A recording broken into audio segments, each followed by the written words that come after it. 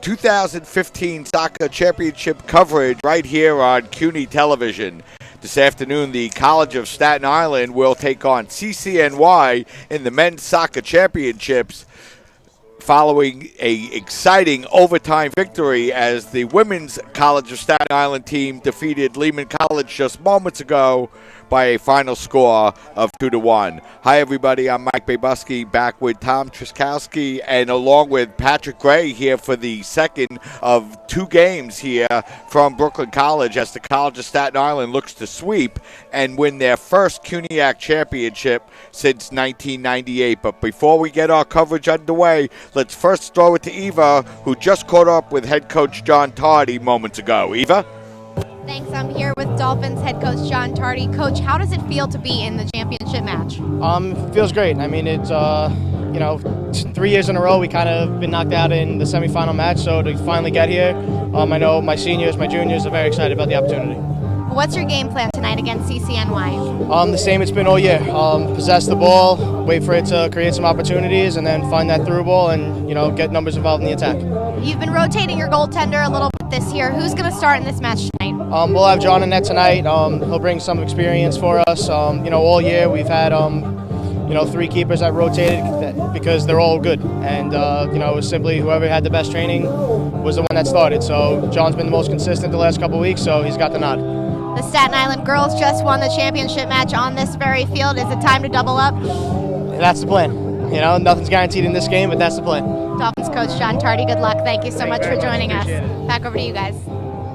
Thanks, Eva, and we're back here on CUNY television as we're just moments away from the start of the men's 2015 CUNYAC championship game between number 1 seed College of Staten Island and number 3 seed City College. And we're joined here for the second game by the men's assistant coach of the John Jay soccer team, Patrick Gray. Patrick, thanks for joining us here this afternoon. Thank you very much for having me. Very happy to be here. And just this Wednesday, here on this same field, your John Jay team took on this College of Staten Island team. A very exciting game. The Dolphins jumped out to a 2-0 lead. You guys came back with 2 in a row.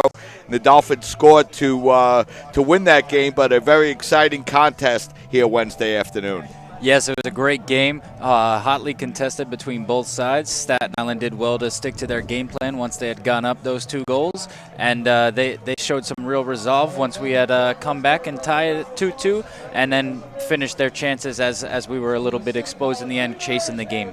And Tom, on the CCNY side, they're coming in as the number 3 seed, having defeated the home team, Brooklyn College team, earlier this week right on this field by a final score of 2-0 after advancing to this game by beating Hunter 1-0. So they've yet to allow a goal here in the tournament, and there's one truism in soccer, and that is if you don't allow a goal, you can never lose. That is very true, Mike. And CCNY has kind of owned the Staten Island in the CUNYAC postseason. The Dolphins have never beaten CCNY in the postseason. They are 0-6. The last time they met was in 2005 in the CUNYAC championship game, as today, and the Beavers won 3-2. So the Dolphins will definitely want to pick up their first win in the postseason against the Beavers. And Patrick, you've seen this CCNY Beaver team. What should fans expect as they watch CCNY here this afternoon? I would expect a very direct style of play using their speed on the flanks. A couple of their outside midfielders are extremely fast, and they'll look to use that pace to gain an advantage down by the byline, play some quick balls through the box to see if they might be able to finish one quickly. And Patrick, let's just talk a little bit about your John Jay team, because Grayson Carlson, one of the top players, or could even be considered by many the top player in the CUNYAC conference, career kind of finished on Wednesday against the College of Staten Island. And, after watching him play over the years from afar, on the CSI sideline, really such a great, talented player, and really a player that the conference will miss, as I'm sure John Jay will as well. Our program will certainly miss a true goal scorer like Grayson. He was also a true leader for our team in practice every day. He was quick to make sure that everyone was minding their P's and Q's no matter where we were as a group, both on the field and off the field. And we will sorely miss his goal scoring prowess, as he was one of the leaders in the country this year with putting the ball in the back of the net. And Tom, looking at the CSI team for a minute, they came in an opening game win in this tournament in really monsoon conditions, beating Medgar-Evers, then had a much tougher challenge here on Wednesday before advancing to the finals. What do you expect out of CSI here this afternoon?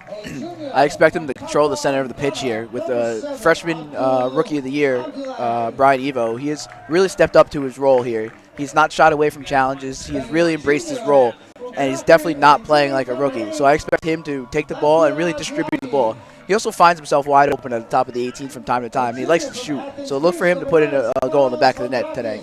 And one big return for the Dolphin lineup, Mohamed Endo back in the lineup for the Dolphins. He missed a couple of games through suspension, and the Dolphins certainly welcome him back. And with Diaz and Endo back, Tom, a lot of the Dolphin defense now back intact. Absolutely. Endo is a huge holding midfielder for the Dolphins. And in the game against John Jay, you can see that John Jay really won the center of the pitch because his presence was not there. He's a real ball winner. His height and his defensive skill really helps Brian Evo, whereas Brian Evo is more of the offensive player. You have Endow, who really likes to clean up the mess and make sure that nobody gets to the back line without going through him first. And Patrick, in these big games, you always look to the goal line, the goalies, who's in goal for each team, what kind of goaltending can we expect. For the Dolphins, it's John Gioli playing goal today. Really, the Dolphins have played 3 different goalies throughout the course of the year. For CCNY, it'll be Maxwell Burkow in goal. What do you look for both goaltenders here this afternoon?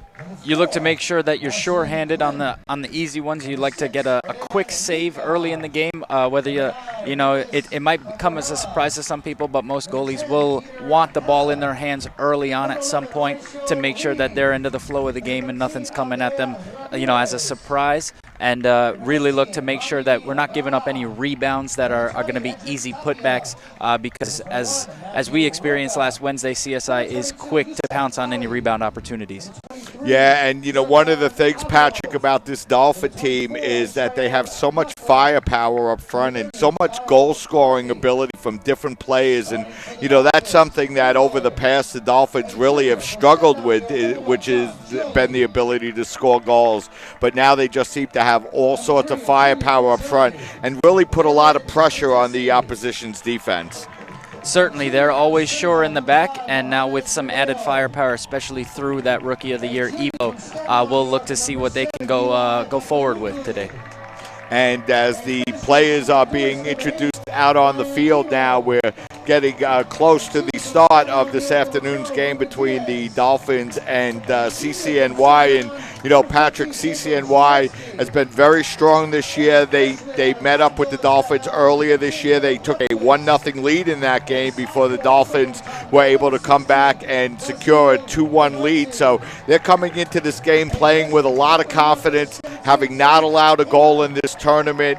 Beat Hunter, then really stepped up and played Brooklyn College, and Brooklyn came into that game on their home field looking to advance here to the championship game, and CCNY was able to dispatch with them, so it seems like they're probably coming in sky high with a lot of confidence. I would say that they have to be playing with a lot of confidence right now. To take down Brooklyn on their home field in a semifinal is huge, and they know in their program's history they've done very well in these final games. I believe they're looking to tie York for the most championships of all time in the CUNYAC with 6. They're sitting on 5 right now. We'll see if they can put it together with the athleticism that they have and the pure pace that they're going to be playing with today. And, Tom, an interesting decision by Coach Tardy going with John Gioli in goal. And, we've seen Kyle Coffey in net. We've seen Daniel Raffo in net. But come championship game, the coach has gone with the experience and put John Gioli in the net for the Dolphins. Absolutely. Kyle Coffey did play well throughout the season. He came up big in times where the Dolphins really didn't have the the brick wall in the back of in the net that they really needed. And Kyle Coffey came up as a freshman and provided that. But maybe John Tardy thinks that these moments are just too big for the freshman, and John Gioli, with the experience and the knowledge, also with his newfound aggressiveness, he's really not shot away from anything like he did earlier in the year and towards the end of last season. So going with the start, getting the start is Gioli with the experience and aggressiveness. So the Dolphins will be wearing their home white uniform, Columbia blue shorts and stockings. CCNY in their road black, white trim and black stockings. And Patrick, you've faced both of these teams this year. What do you expect here in this championship contest? I expect both teams to come out a little bit conservative. You don't want to give anything up early. And I would say from there to look for CCNY to play very direct. And we'll see how CSI can control that middle of the field with their strong midfield. So the first game between the Dolphins and Lehman College in the women's game went to overtime, and now it's the Dolphins getting ready to take CCNY on here in the nightcap as Evo's standing over the ball for the Dolphins. The referee blows his whistle, and we're underway here at Brooklyn College.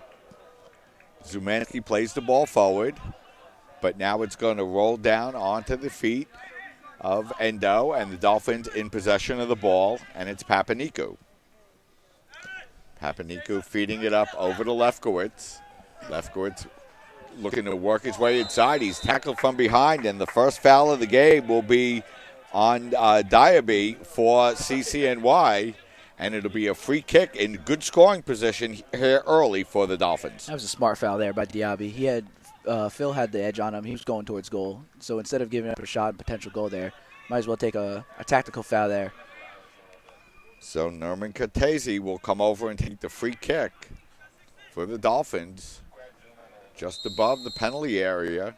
Cortese can certainly put it on goal from there. Instead, he's going to wrap it across to the far post. It's headed in front. It comes down now onto the foot of Evo, whose bicycle kick will go wide. Entertaining play there, Patrick, by the Dolphins to start this afternoon. Certainly can see the quality Evo possesses with that bicycle kick right there, right off the bat. And CCNY will have to be careful. CSI will be able to take advantage of opportunities if they're given those set plays over and over. So the Beavers now will look to establish position as they feed the ball up to the near sideline, and it's played there by Diaby. As the Beavers are forced to work their way backwards here in the early going. Just over 90 seconds into the game. No score between the Dolphins and the Beavers. The Dolphins look like they're playing well right now. Really showing the their offensive prowess, using their speed of Manny Agbula and the freshman Philip Lefkowitz. Diaby looks to play the ball forward, and now it's going to be played onto the foot. And CCNY looks to play the ball forward, and the Dolphins come away with possession. As it's Zubanski looking to come back and play the ball for the Dolphins and gets the ball up over to Papaniku. Papaniku rolls the ball across. Diaz gets his first touch as CCNY playing aggressively now and coming away with the ball and rolling the ball towards goal, and that'll force Gioli to come over and knock the ball out of bounds. CCNY playing very aggressively here early in the game. You can certainly see the two varying styles of play right now. CSI is looking to hold a specific line of confrontation a couple yards ahead of midfield, whereas CCNY is going for a very high press early on to look to use some of that athleticism, that pace early on to cause CSI's backline some problems. So a little bit of a delay in the game as the ball is brought back in to play. And now the official blows his whistle, and that long throw in as the ball is played into the center of the penalty area and knocked away. And CCNY with the ability to throw the ball into the center of the penalty area, and that's a huge weapon for teams to have, Patrick. And that's something the Dolphin team has lacked for years, and you can see what a weapon it could be. I think they're going to definitely have to watch Haridi in there. He's going to be a big target man for them on any set piece, including those long throws. When you have a long throw like that, that's pretty much a free kick anytime the ball's going out and you're attacking third. Long free kick played up forward by the Dolphins as the ball's going to be headed away. and played out over toward the far sideline. As the Dolphins looking to maintain possession, but now it's the Beavers able to come away and play the ball back towards goal. Almost a big mistake there by the CCNY keeper, playing it into the middle of the pitch. As the ball's knocked forward, it's Handrakis looking to play the ball forward, and it's going to be knocked out of bounds. As Handrakis pleading with his teammates to come up and join him. Poor choice there by Gioli, kicking the ball out of bounds instead of just kicking it up. Yeah, so the Dolphins will give away a corner kick there. And it looks like Diabia will come up to take the corner. He will, all the way on the far side of the field for the Beavers.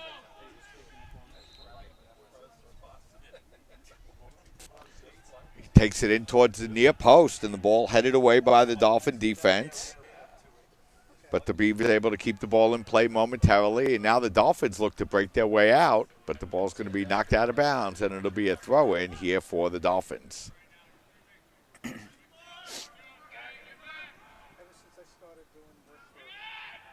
Dolphins throw the ball in. It goes knocked out of bounds right away, but this time the Beavers get to throw the ball in, and they look to counter quickly. And, again, you can see the advantage of being able to throw the ball great distances as the Beavers immediately come on to the attack.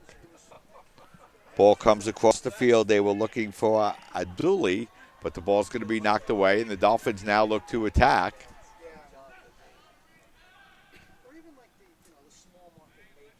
The ball's going to be played up the far side of the field. And coming away with the ball now are the Beavers as they look to attack up the far side. And the ball's going to roll out of bounds, and it'll be a free kick now for the Dolphins. Well done to shield there, and make sure that ball goes out for the goal kick. No harm there. So Gioli to take the free kick now for the Dolphins.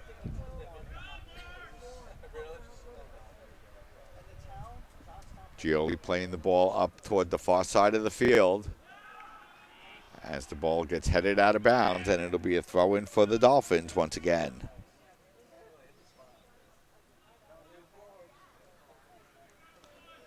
The key weapon here for CCNY is Abdul Abdallah. He last time he played the Dolphins, took 2 shots and put one of them in the back of the net, which put them up 1-0 over the Dolphins in their last meeting.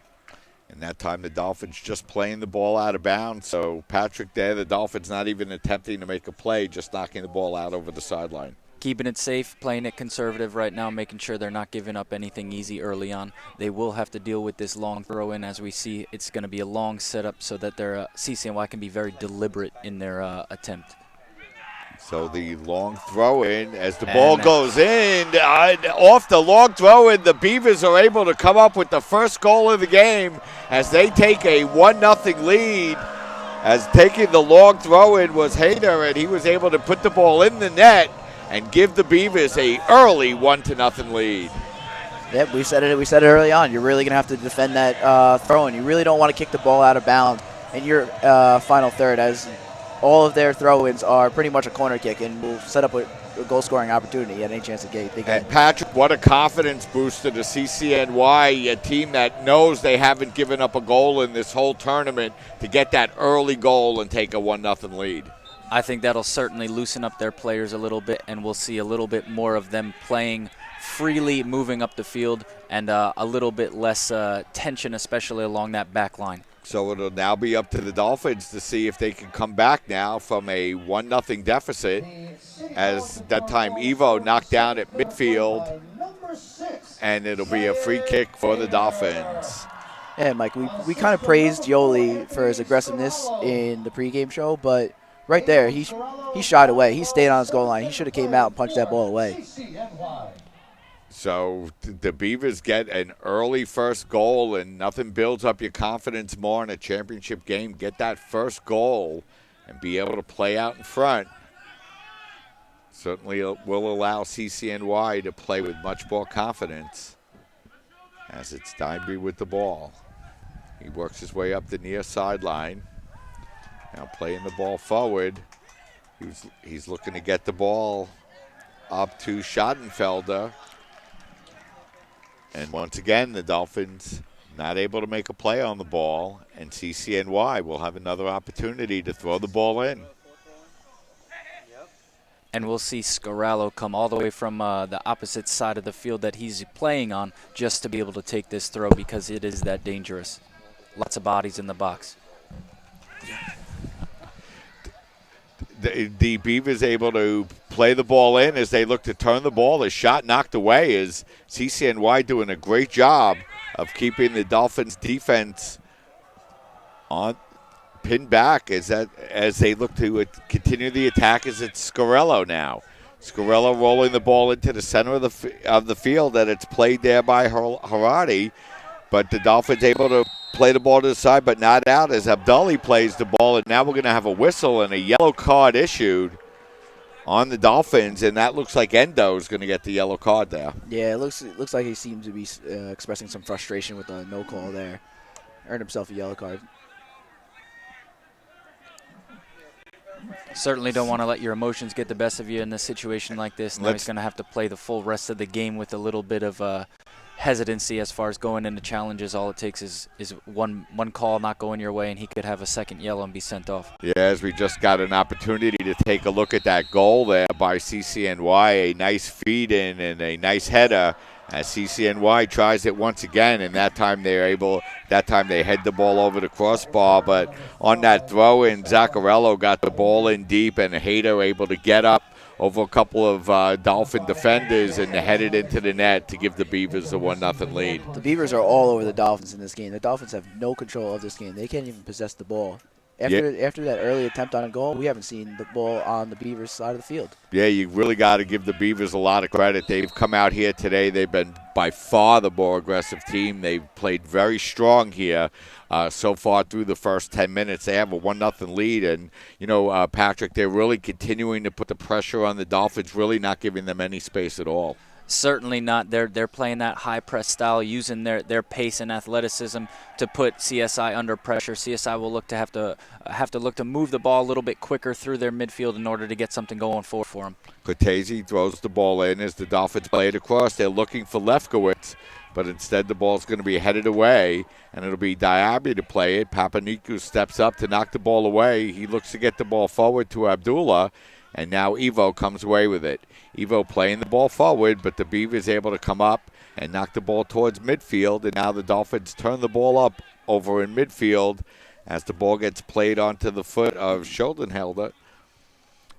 And the Dolphins regain possession, but they're not able to keep the ball in bounds, and it'll be a free kick now coming up for the Beavers. And, Tom, if you're a CSI Dolphin fan or a CSI player, you don't want to panic now, but you know that you got to start playing a little bit better. Yeah, it's not exactly panic mode time yet, like you said, Mike, but the Dolphins need to get something going. It seems like they have no urgency whatsoever to win this game. They're just kind of sitting around and can't even get passes together. Yeah, the CCNY really doing a great job here in the early going, taking the Dolphins really out of anything that they want to do. As Schuldenfelder rolls the ball up the near side, Papanikou comes over, challenged by Handrakis, and the ball's going to be off the Dolphins, and it'll be a throw-in now for CCNY. As Schoenfelder will come up and take the throw-in for the Beavers. Beavers very quietly having a very strong 2015 season and really have come into the tournament in peak form, especially defensively, as that time LaReach just knocking the ball out of bounds. And the Dolphins will have to reset. Patrick, one of the things about getting that early goal is it really does allow you to kind of push things to the side and just try to keep things out of the center, knowing that nothing could ever happen that'll do anything else than level the game. It can certainly simplify your life as a defender. Just get the ball out, make sure that there's no two ways about it, and deal with everything in the air. And right here, we'll have to see what CCNY can come up with defensively with another set piece for CSI. So it looks like Papanikou will line up to take the free kick here for the Dolphins. Papanikou steps up on the ball. He chips it up high in the air as that time Berghow comes out and punches the ball away and plays it up over to Darby, who's able to get inside Lefkowitz and roll the ball up, where Papaniku is able to knock the ball away. And the ball's going to be played into the center of the field. Papaniku over to Lefkowitz. Lefkowitz chipping the ball up the near sideline.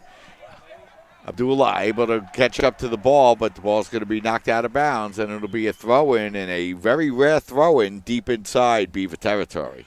See, this is where not having the long throw-in could really hurt the Dolphins. They're competing against it, yet they don't have a real threat at that point. Lefkowitz gets it into Abdullah, and the ball's going to be played out now on the near sideline as Endo comes away with the ball now for the Dolphins and rolls it back to Papaniku. Papaniku chipping the ball up into the penalty area. The ball able to bounce, but it's going to roll out of bounds, and it'll be a free kick now for CCNY. I like that thought from Papaniku with the early ball across. You'd like to see the offside midfielder stay a little bit wider so he can come in attacking that ball across the face of goal. And we're going to throw it over to our sideline reporter. Eva, what do you got for us? Guys, a lot of frustration, as you can imagine, from the Staten Island sideline and on the pitch. The players yelling at each other to move ahead, but one wanting to throw the ball in because there's an open field. And the coaching staff, guys, you heard John Tardy say his team prefers to possess the ball, and they haven't really been able to do that so far in the first half, and they're trailing 1-0. Back over to you. Thanks a lot, Eva. And, Eva's exactly right there, Tom. The Dolphins really have struggled really in every area of the game so far through the first 15 minutes. Yeah, this is what dealing with a young team can happen to you. They don't have the experience of a huge game like this. So this is where the inexperience is going to show up and the nerves are going to come out.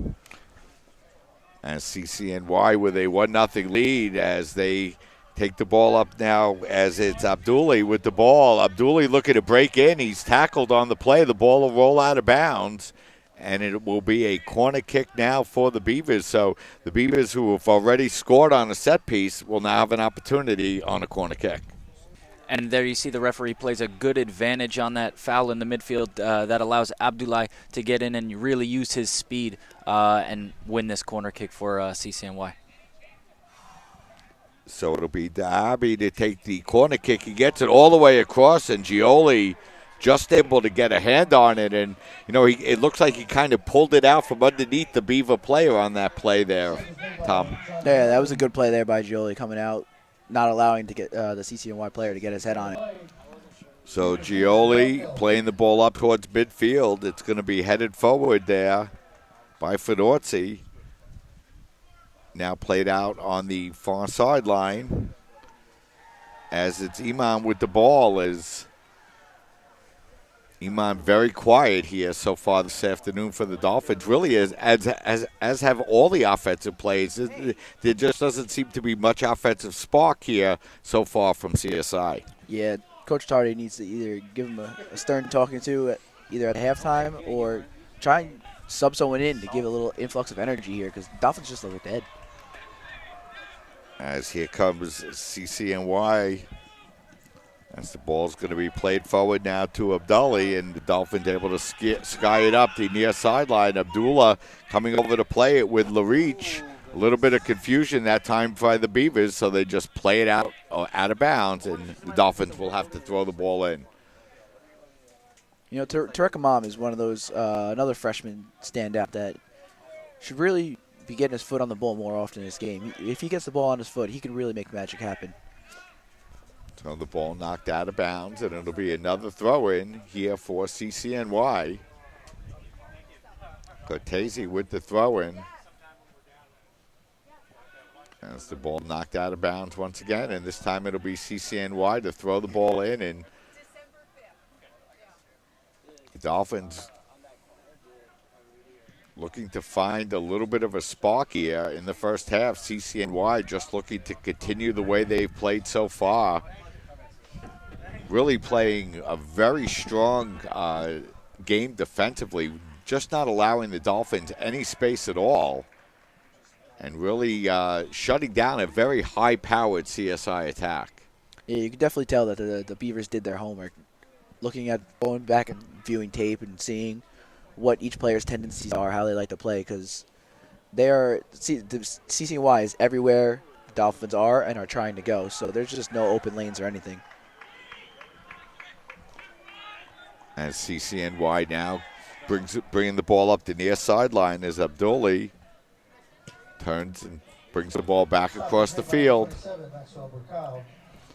And it's now Scalaro with the ball for the Beavers.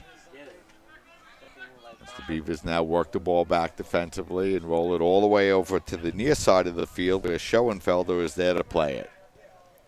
Schoenfelder to Abdulli. Back to Schoenfelder. Beavers just possessing the ball, playing it away from the Dolphins here.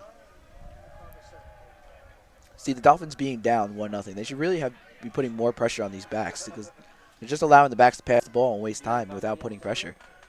Yeah, the Beavers really, like you said, Tom, really just putting together 6 or 7 passes, really not much pressure put up by the Dolphins as the Beavers were able to maintain possession. Now it's Diaz to Fedorzi. Back up over to Zumanski. Now Diaz works it forward as the Dolphins try to put together a short passing game and work their way up the field.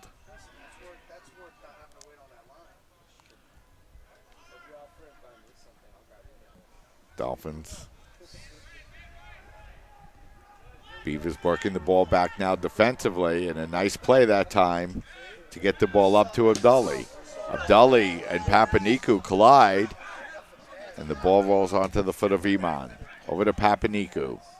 Now Evo's pass is going to be knocked away, and Beavers able to regain possession. Schoenfelder with the ball, but he loses possession. Endo over to Abdullah. Abdullah really given no space to use his speed here so far in the first half. Yeah, Agbulah is going to have a hard time outpacing Abdullah. They're pretty much the same style of player, and they both have a lot of speed to them. So whereas Agbulah has been able to run past pretty much everyone in the CUNY, Abdullah will definitely give him a challenge. Beavers once again working possession of the ball, and you mentioned it before, Tom. The Beavers really just passing the ball around. There's no Dolphin player even moving towards them. There's no intensity to go to that ball. They could just stand back there and run the timeout if they wanted to. CCNY is certainly looking to get a little more comfortable on the ball in the back. CSI will have to be careful because as they hold that deeper line and allow those defenders to possess the ball around the back, they'll only increase in confidence as the game goes on, especially when you're down a goal. You're going to at some point need to turn it on. It's a bit early right now, but at some point you're going to want to change those tactics a little bit. Diaz looked to work the ball forward. Instead, the Beavers will come away with possession of the ball and bring the ball up across midfield. But now the Dolphins able to get a turnover, and here comes Lefkowitz.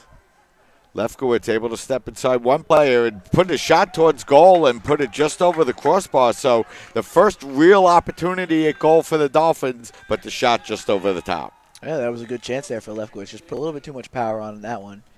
Had he aimed it more to the back post, might as well tied this game up 1-1. So Abdulli with the ball. Now working the ball across onto the far side of the field where Scalaro has it. Now LaReach. We'll have to see how CCNY is going to try to attack this shell sort of defense that CSI is employing right now to still utilize their speed while everyone on CSI is behind the ball. Yeah, it seems as though CCNY has changed their tactics a little, going to more of a counterattack style of play, whereas in the beginning of the game they were pouring it on. So Agbulah able to draw the foul, and Papaniku will take the free kick here for the Dolphins, and a good opportunity to put the ball in the penalty area as he skies it up high toward the far post, but up toward the top of the penalty area, and it's Abdurrahman to come away with the ball for the Dolphins, who are forced to, for the Beavers, and the Dolphins are forced to knock it out of bounds. So once again, it'll be a throw-in for CCNY. Yeah, Coach Tardy will want a little bit better service on that free kick there. As you can see, it coming away from the box like that, it can lead to a very quick counter, and with that pace that we've already seen from CCNY, that can be dangerous for CSI. So the Dolphins once again knock the ball out of bounds. And it'll be a throw-in for the Beavers. And once again, it'll be Anthony Scalaro, junior player, and Anthony hails from Italy, so throws the ball right into the center of the penalty area, and the ball headed just over the top of the net. And actually Gioli might have gotten a hand on it and knocked it over the top. Very nearly a 2-0 game. Yep. They're going to have to really mark up better on these throw-ins and corner kicks, because every single one of them, a CCNY player is getting their head or foot to it. CSI really needs more enthusiasm to get the ball out of their box. So Diaby takes the corner kick. This is a high, long corner kick, but we're going to have a foul in the box on the Beavers, so it'll be a free kick for the Dolphins. But Patrick, the more this first half goes along, the more confidence the Beavers seem to be playing with.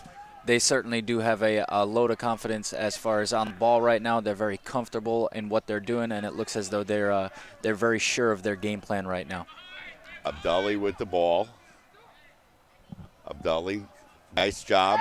Shouldered off by Papaniku. Beavers wanted a foul, but nothing called. As now the Dolphins chip it down. They were looking to get the ball to Evo, but Hyder able to step up and knock the ball away.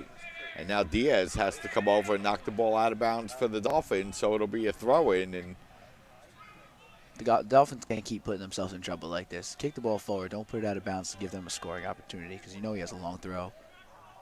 Scalaro throws it in.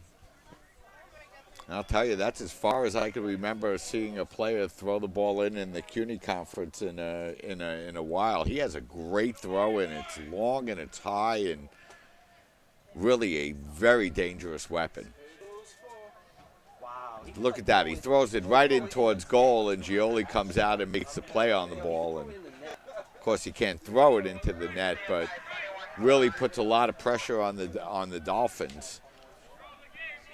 Specifically, that's a real tough play for the goalkeeper, because in some situations you will be taught to just let that ball go in if you're at that front post there, because obviously you can't throw it directly in. But again, he wants to build a little bit of confidence for himself and make sure that he's sure-handed on that catch and hopefully distribute and then lead to some more possession for CSI as they win the ball right now. Yes, the Dolphins continue to give up throw-ins here early in the first half, and Evo has the ball as the ball's knocked out of bounds, and it'll be a throw-in for the Dolphins. But CCNY really doing a great job defensively on the Dolphins, just not leaving much space in, as Matthew Roca, the freshman, will check into the game for the Dolphins as Endo checks out of the game for the Dolphins, as the Dolphins need an offensive spark. And, you know, Tom Roca has provided some instant offense off the bench for the Dolphins this year. Absolutely. I remember earlier this year he came in and within 21 seconds put a ball into the back of the net. So he's a real fire starter. He can ignite this CSI offense. And with that substitution, Endow came out and moved Lefkowitz into the center of the pitch. So maybe John Tardy is going to look for more speed within the center of the pitch to make more opportunities happen. As Evo chips that ball in front, the ball bounces around, but the Dolphins not able to play it as Diaz fighting for possession. It's going to be knocked out of bounds,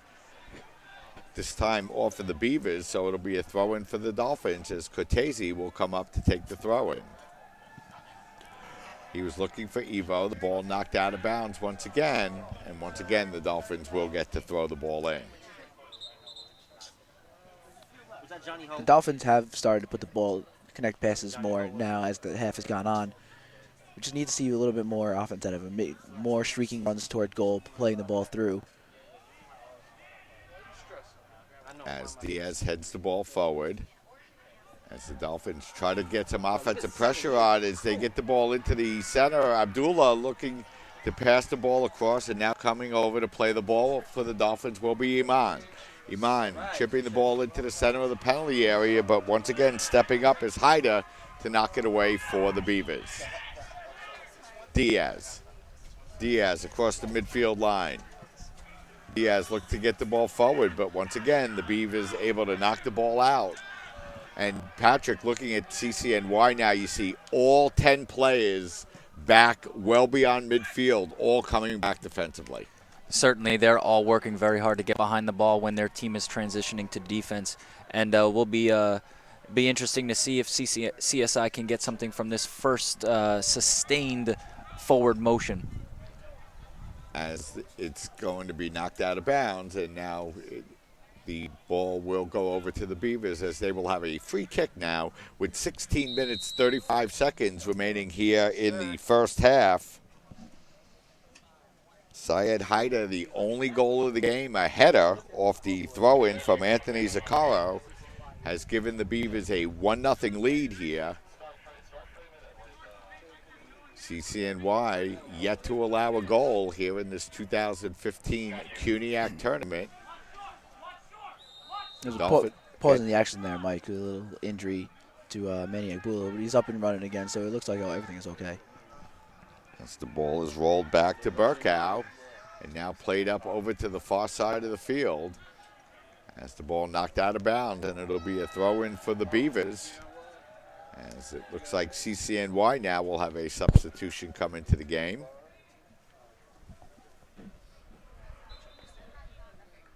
For the Beavers, entering the game is number 18, Augustine Amasa.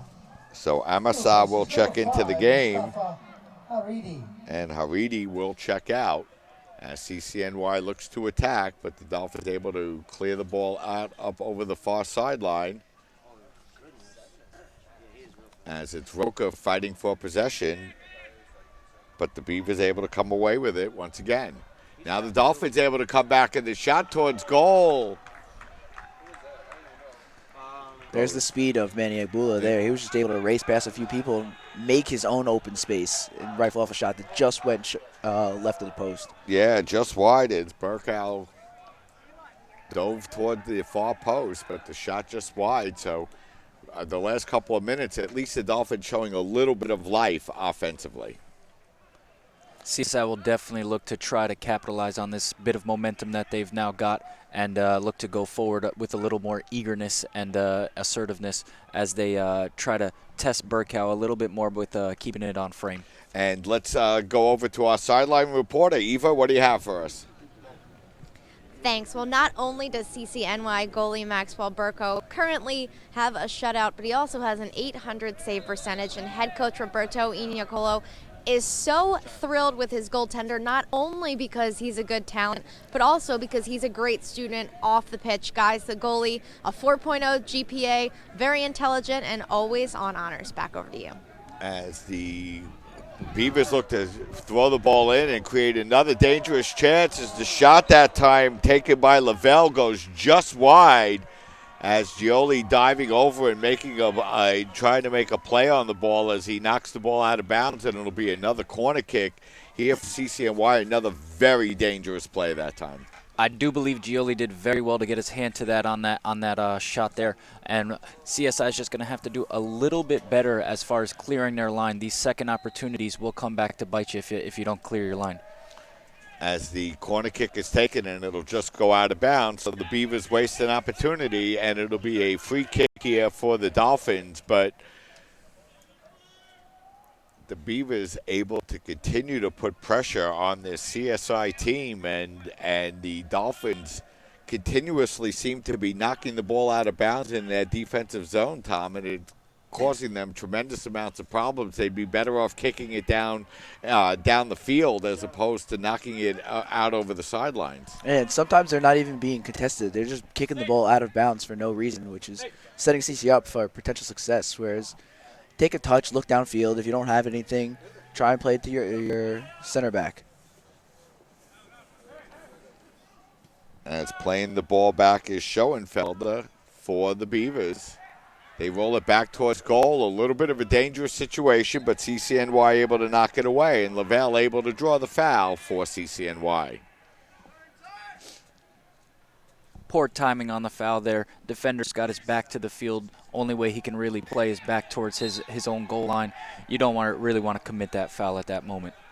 As the Dolphins committed another foul, and now it'll be a free kick for the Beavers.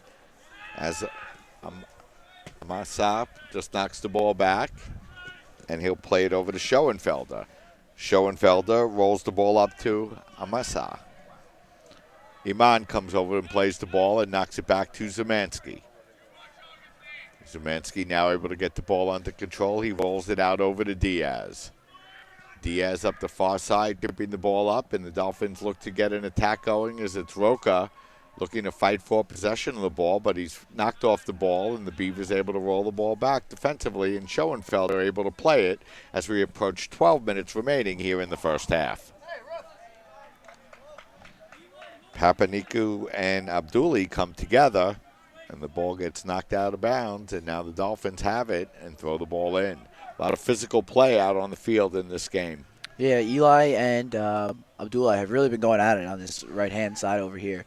Very physical play. As Diaz rolls the ball forward, and now it's Iman. Iman over to Diaz. Diaz tried to knock the ball forward, but his pass is going to go astray, and the Beavers able to regain possession, but now it's Roca to Abdullah, but his pass is going to be stolen away, and the Beavers able to come away with possession. That looked dangerous for a moment. Nice job by the Beavers to close the door. Yeah, it kind of looked like Manny really wasn't expecting that pass to get to him, because when he got the ball, it kind of looked stunned. Now it's Abdullah going up the sideline. The ball knocked out of bounds, but this time it'll be a throw-in for CCNY.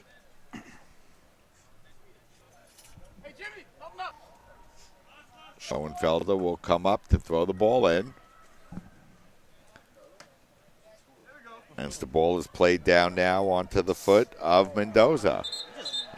And we're going to have a whistle and a foul, this time on the Beavers, so it'll be a throw-in for the Dolphins. Or a free kick, I should say.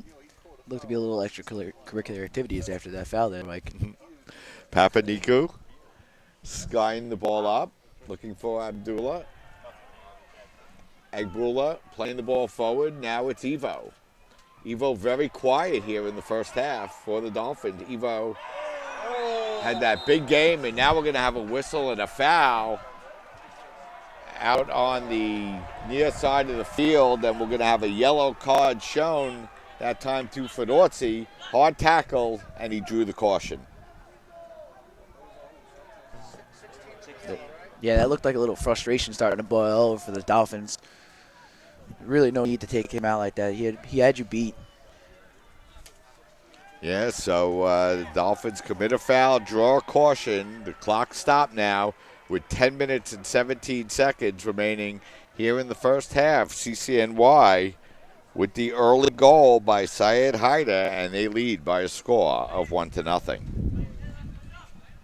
CCNY will be happy to see Abdullah bounce back quickly from that hard foul. The Beavers now roll the ball back into the center of their defense, and now the Dolphins able to come up and steal the ball away as it's Roca with the ball. Roca driving towards goal. He's able to knock it out of bounds off the Beaver defender, and a rare corner kick for the Dolphins here in the first half. Roca really has been that spark the Dolphins need. Ever since he came into the game, they've had a more offensive feel to them. Every time he's touched the ball, he's tried to put the ball into offensive territory. Evo skying the ball into the center of the pitch, but it's going to be headed back and played out now onto the side as Abdullah is there for the ball for the Beavers. Abdullah rolling the ball. The pass is going to be knocked away and played there by Cortese. Here come the Beavers now looking to Abdullah with the ball. Rolling the ball across to Amasa. Now it's Dibby with the ball. Dibby gets the ball back defensively as the Beavers looking to maintain possession. As Papaniku with a hard tackle knocks the ball out of bounds, but the Beavers will maintain possession as Schoenfelder will come over to throw the ball in now for CCNY. Schoenfelder with the long throw in, and it's going to be played away by Fedorzi.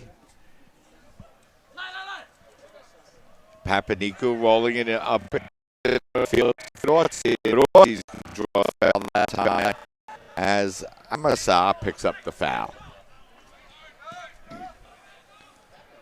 Free kick for the Dolphins. They play it all the way down on the far side of the field, but too far ahead and out of bounds, and it will be a throw-in now for CCNY. Although the Dolphins have been playing better this half, they still lack that goal-scoring threat. They really haven't pushed it and crossed over the threshold of really putting pressure on the backs of CCNY. CCNY have had it easy tonight. CCNY playing very well here, really giving the Dolphins no space to attack, really keeping the pressure on, and they lead by a score of 1-0. Papaniku getting the ball into space. Roca was there, but fanned on the pass. That was a big opportunity there, Patrick, but Roca just couldn't get his foot on the ball. It certainly seemed like he wasn't ready for the ball to get through to him on that pass. I'm not sure if he was looking for it to go to someone else, but that's a dream opportunity for anybody going forward for CSI right now. Evo looking to roll the ball forward, and the ball's going to be cut out there at the last minute by Lariche and out of bounds, and it'll be a throw-in for the Dolphins as the Dolphins look to turn up the offensive intensity a little bit as the clock continues to roll. And now the clock will stop with 7:09 remaining and a Beaver player down on the pitch. Hey, we were just talking about that threat that the Dolphins needed, and they had a golden opportunity. It just didn't work out their way. So it's Haida, the goal scorer for CCNY, but he's okay. He'll stay on the field. And the Dolphins will throw the ball in as Cortese will take the throw in. Cortese, Abdullah, ball shanked that way by the Beavers, but they can't clear it. The Dolphins trying to get into the penalty area. Once again, Roca trying to run onto the ball, but can't get the shot on the net. And the Beavers able to come away with the ball defensively. So Dolphins able to get a little bit of pressure on, but not really get that big shot at goal. No, but you could sense it's coming from the Dolphins. They're starting to figure the CCNY team out. So it's only a matter of time before the Dolphins put a quality chance on net. So the ball's going to be played out to the far side net line as it's Dybie with the ball now for CCNY as he'll play the ball back across. And Beavers have been doing a nice job of that, moving the ball from side to side, really creating a little bit of space for themselves. And it doesn't seem like the Dolphins are in much of a mood to chase. No, definitely not. You know, it's nearing the end of the first half. You shouldn't really be saving your energy. You should probably put it out right now. So push for this last 6 minutes. Put pressure on their defense. See if you can cause a bad pass or something, take advantage and score a goal. Evo with the ball now for the Dolphins. Turns back towards midfield. Now passes it over to the near side up to Papaniku, but Papaniku knocked off the ball that time by Amsa, and the Beavers have the ball. But the breakout pass is headed away by Papaniku onto the foot of Schoenfelder, but he's knocked off the ball, and Evu does a nice job to come back and play the ball for the Dolphins. Evu getting the ball forward, looking for Agbula. As we have a shove on the play, but nothing called, and it'll be a free kick now for the Dolphins. For the Beavers, I should say. As the clock continues to roll as we approach 5 minutes remaining here in the first half. This game is starting to become like a real championship feeling game. Players are really, the Dolphins and now the Beavers are really playing hard. You see the hard fouls from before, the frustration foul. Now CCNY is starting to feel a little bit of the pressure. And from what you saw, that hard shove that was not called in the corner over there, you can see this game potentially getting extremely physical. Couple of nice moves by Lariche, creating a little space for himself, but the pass a little bit too far ahead, and it'll be a throw-in now for the Dolphins as the Dolphins press up, look for the Beavers to look for ways to fill with counterattacks.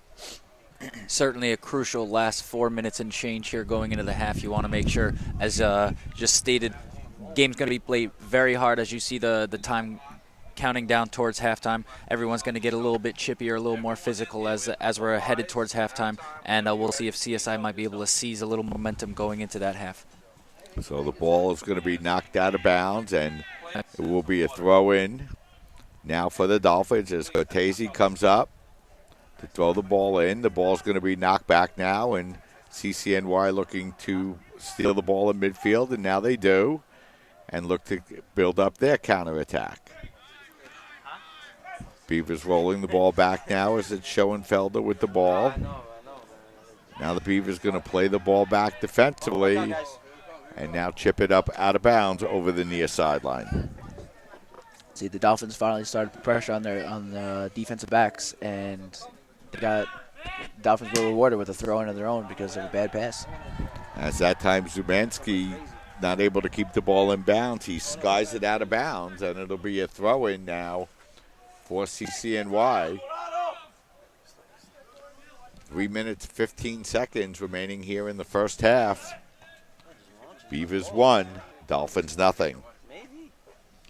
Amasal with the ball, and now Evo is going to be fouled from behind right at midfield.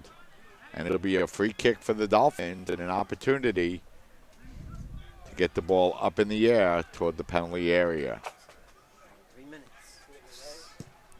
Papaniku's skying the ball up high toward the far post. It's headed in toward the center of the penalty area, but no Dolphin there. Now it comes down to Evo. Evo looking to chip the ball towards goal, but the shot will go wide, and it'll be a free kick now for CCNY. Didn't really see the urgency that you would expect going forward on that free kick heading into halftime from CSI, and it turned out that they did have a good opportunity. If Evo may have been a few yards ahead of where he ended up with the ball, he might have been able to hit that header across the box one time. Yeah, really surprising, Tom. It just you don't really see the intensity you would have expected the Dolphins to come up with here so far in the first half. Dolphin team that hasn't been in the finals since 2007, haven't won a championship since 1998, and it really seems that it's been CCNY with the initiative here in the first half. Yeah, CSI is really going to have to pick it up. John Tardy is going to need to have a good halftime speech to motivate his players. I mean, even though they should be motivated already, it's a championship game. They're just playing lacklusterly right now. As the Dolphins try to get the ball into the penalty area now, as the Beavers ball gets chipped towards goal, and that time Burkow had to come out and make an alert play to come out and grab the ball. Good sure-handed play by the goaltender. To piggyback off what I just said, you had an attacking play right there, and only 3 CSI players were attacking towards the goal. Everybody else was standing in the middle of the pitch. You can't score like that. Certainly would like to see one of those central midfielder players make that that hard run to the box to make himself available. The ball played up now on the far sideline, and now the Dolphins looking to play the ball forward. Agbula, as we have 1 minute left to go, as the Dolphins chip the ball forward, it's going to be knocked out of bounds, but that will be a corner kick now for the Dolphins. So at least territorially, the Dolphins starting to push up a little bit. Yeah, hopefully this will translate into second half success, starting to make progress.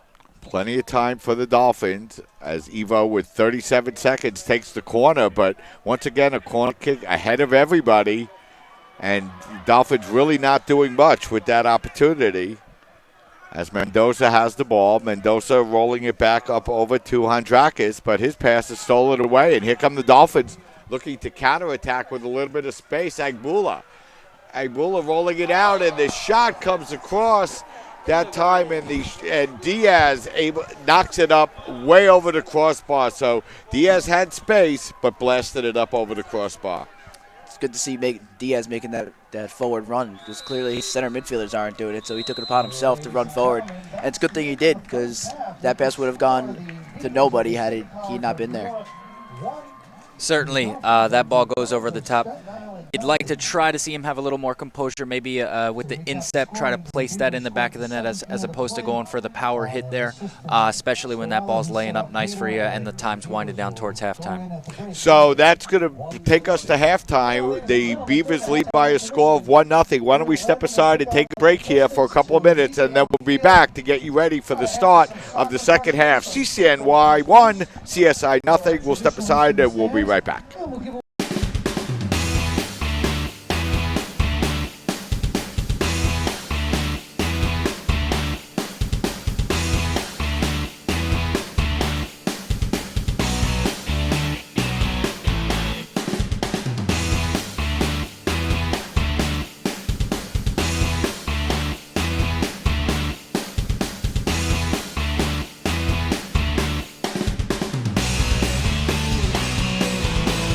No one ever won a race because it was their turn. And guzzling the right sports drink never won all 3 sets. You can't talk your way through a tournament, and luck doesn't last. Real champions know that it takes more to do more, because wanting it just isn't good enough. You've got to be smarter, faster, tougher. After all, if championships were easy, everybody would have one. City University of New York Athletic Conference. Learn, play, succeed.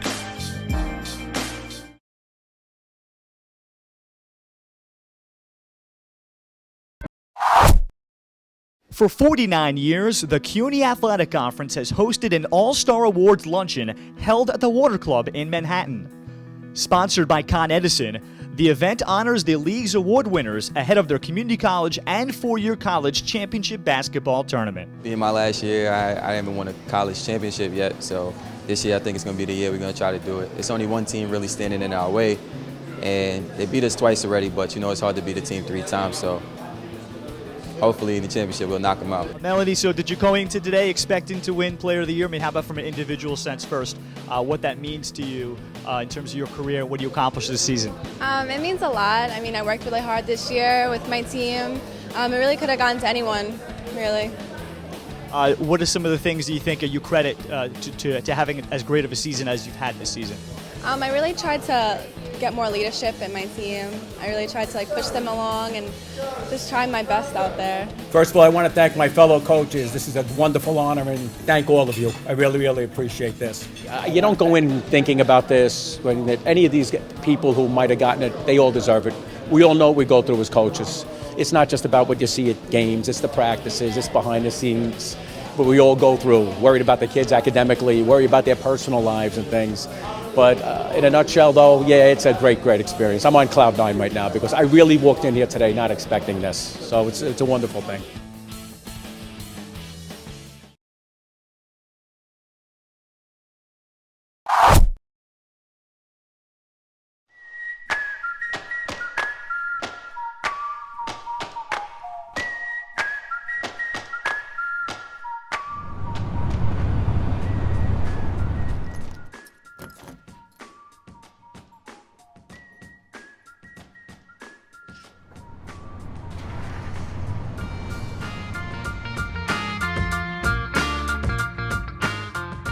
I was born and raised in Brooklyn, New York, and I go to school in Manhattan.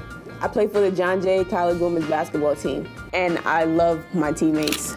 My coach is always telling me, Spud, you have to communicate more, you have to speak more, be more vocal, and be a leader. Because I'm usually shy about a lot of things. I'm not that vocal, but I'm stepping into that role. During this basketball season, I became the first person in John Jay history to achieve the milestone of having both 1,000 points and 1,000 rebounds. Stepping in John Jay, this was never one of my goals or aspirations. I just wanted to win, but to be able to accomplish this at the same time was beyond me. It was just great. The best part about being a student athlete in New York is the commuting. There's so many interesting people and stories on my way. And even though the buses and trains are always crammed, I love it. That's New York. Being a Division III athlete has been great for me because I haven't felt like I had to leave my family behind just to compete at a high level. After I graduate from John Jay, I'd like to go to medical school and become a psychiatrist and eventually one day open a recreational psychiatric center to help young kids and adolescents. I don't feel like everything needs to be solved with medicine. I feel like basketball can help me to help them. My name is Jamesia Forsythe, and this is my D3 experience.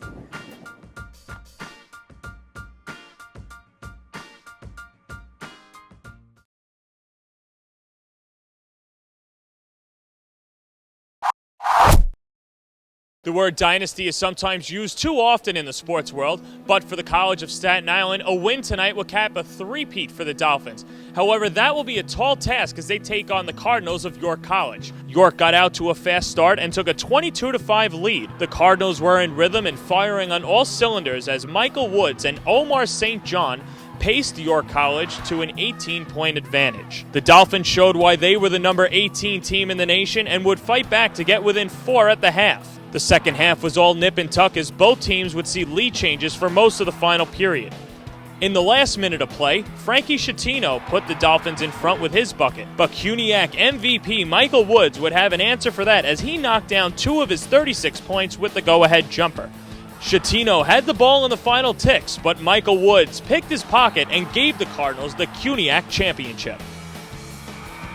With the team we had, if we could make adjustments as we go forward, we would get to the championship. And my goal is always, like I tell them, I don't figure, let's not talk about winning the championship. Let's talk about getting there, because if you don't get there, you can't win it. So my goal is always, let's get there. Once we get there, I'll figure out how to win it.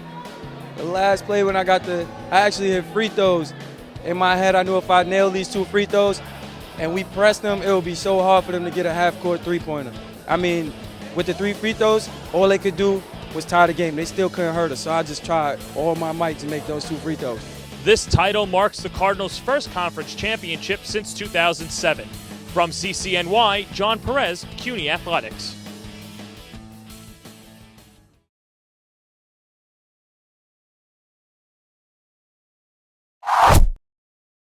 In what is becoming a formality for the Baruch Bearcats, the school from Midtown is looking for its 7th consecutive title against the Hunter Hawks in the 2013-2014 CUNYAC Women's Basketball Championships. The Bearcats and Hawks both traded baskets for Welcome back. I'm here with CCNY assistant coach Matt Mbamalu. Matt, thank you so much for joining me here at halftime. Good evening. Your team has a 1-0 lead. Took it early in the first half. What was working so well out there? I think it's the movement of the ball, possession of the ball. They move the ball around from one side to the other, and that was key. So it's a lot of pressure we're putting in on the CSI. So that made the difference in the first half. Any adjustments that you need to make in the second half to maybe seal this one up? I think they have to be a little more. They lost their focus once they started leading to 20 minutes before the half ended. Game was a little too open, but I think what we have to adjust is just make sure the game's not too open, tighten up in the defense or in the center of the field maybe. Also maybe hit them with a few big balls, maybe. Thank you so much. Good luck in the second half. It's a 1-0 game. We'll be back right after this.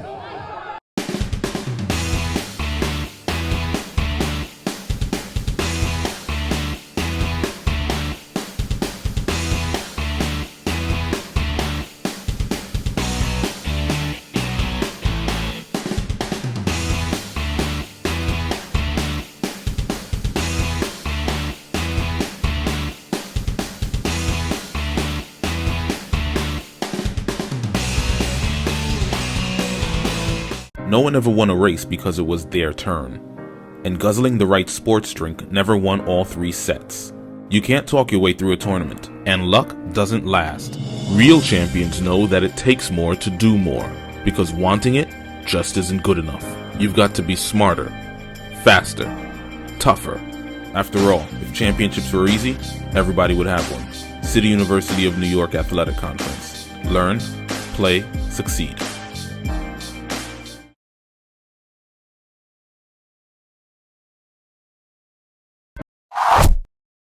For 49 years, the CUNY Athletic Conference has hosted an All-Star Awards luncheon held at the Water Club in Manhattan.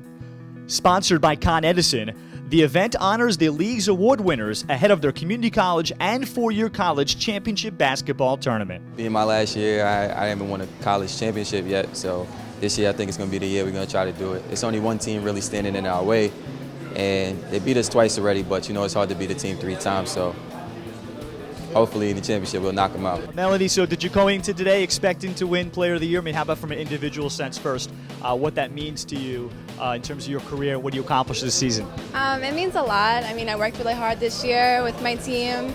It really could have gone to anyone, really. What are some of the things that you think you credit to having as great of a season as you've had this season? I really tried to get more leadership in my team.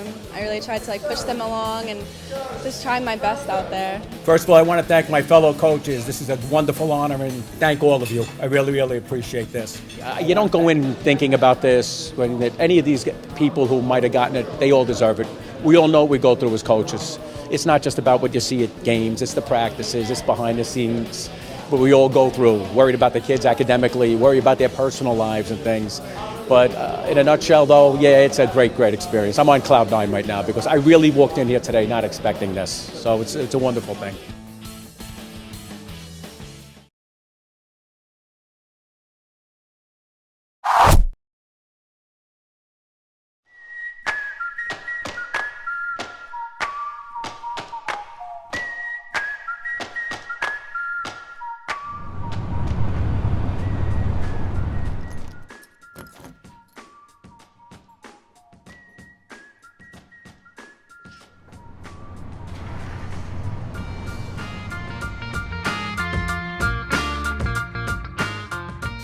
I was born and raised in Brooklyn, New York, and I go to school in Manhattan. I play for the John Jay College women's basketball team, and I love my teammates. My coach is always telling me, Spud, you have to communicate more, you have to speak more, be more vocal.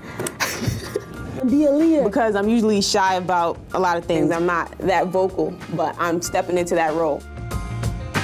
During this basketball season, I became the first person in John Jay history to achieve the milestone of having both 1,000 points and 1,000 rebounds. Stepping in John Jay, this was never one of my goals or aspirations. I just wanted to win, but to be able to accomplish this at the same time was beyond me. It was just great. The best part about being a student athlete in New York is the commuting. There's so many interesting people and stories on my way. And even though the buses and trains are always crammed, I love it. That's New York. Being a Division III athlete has been great for me because I haven't felt like I had to leave my family behind just to compete at a high level. After I graduate from John Jay, I'd like to go to medical school and become a psychiatrist and eventually one day open a recreational psychiatric center to help young kids and adolescents. I don't feel like everything needs to be solved with medicine. I feel like basketball can help me to help them. My name is Jamesia Forsythe, and this is my D3 experience.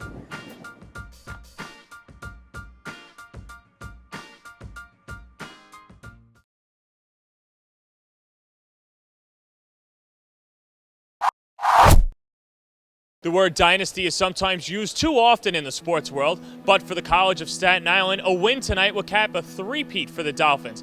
However, that will be a tall task as they take on the Cardinals of York College. York got out to a fast start and took a 22-5 lead. The Cardinals were in rhythm and firing on all cylinders as Michael Woods and Omar St. John paced York College to an 18-point advantage. The Dolphins showed why they were the number 18 team in the nation and would fight back to get within 4 at the half. The second half was all nip and tuck as both teams would see lead changes for most of the final period. In the last minute of play, Frankie Schettino put the Dolphins in front with his bucket, but CUNYAC MVP Michael Woods would have an answer for that as he knocked down 2 of his 36 points with the go-ahead jumper. Schettino had the ball in the final ticks, but Michael Woods picked his pocket and gave the Cardinals the CUNYAC championship. With the team we had, if we could make adjustments as we go forward, we would get to the championship. And my goal is always, like I tell them, I don't forget, let's not talk about winning the championship. Let's talk about getting there, because if you don't get there, you can't win it. So my goal is always, let's get there. Once we get there, I'll figure out how to win it. The last play when I actually hit free throws. In my head, I knew if I nailed these 2 free throws and we pressed them, it would be so hard for them to get a half-court three-pointer. I mean, with the 3 free throws, all they could do was tie the game. They still couldn't hurt us, so I just tried all my might to make those 2 free throws. This title marks the Cardinals' first conference championship since 2007. From CCNY, John Perez, CUNY Athletics.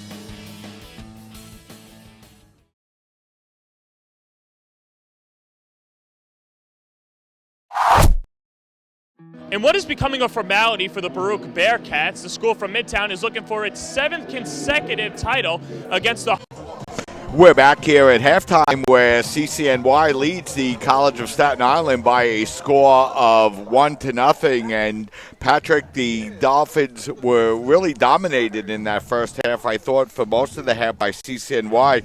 The Beavers really came out strong. They scored a goal early, and they really kept on top of the Dolphins that whole first half. I certainly think there was a little stun factor with that early goal for CSI. They took a little bit longer to bounce back than I'm sure Coach Tardy would like. But towards that end of the half, you saw them get in a little more into their game. They had a couple of substitutions that I felt helped them big time as far as keeping the ball, possessing, and moving forward with it. And, Tom, you know, one of the things the Beavers were able to do that whole first half was take advantage of those long throw-ins, first by Anthony Scarello, that led to the goal in the first half for CCNY. Yeah, hopefully the Dolphins have learned their lessons now after going through a whole half of kicking the ball out and allowing the Beavers to create chances off a throw-in. So maybe now they'll kick the ball forward or try and possess the ball instead of just giving away possession. So we'll see if Tardy made any tactical changes. It looks like everyone on the field is the same as they came off, but maybe the style of play has changed from the first half to now. And CCNY coached by Roberto Inclinolo. And, you know, Roberto really a great coach, a great CUNY coach. He's been in the conference for quite some time. And, Patrick, what do you think he's over there telling the Beavers on the sidelines during halftime?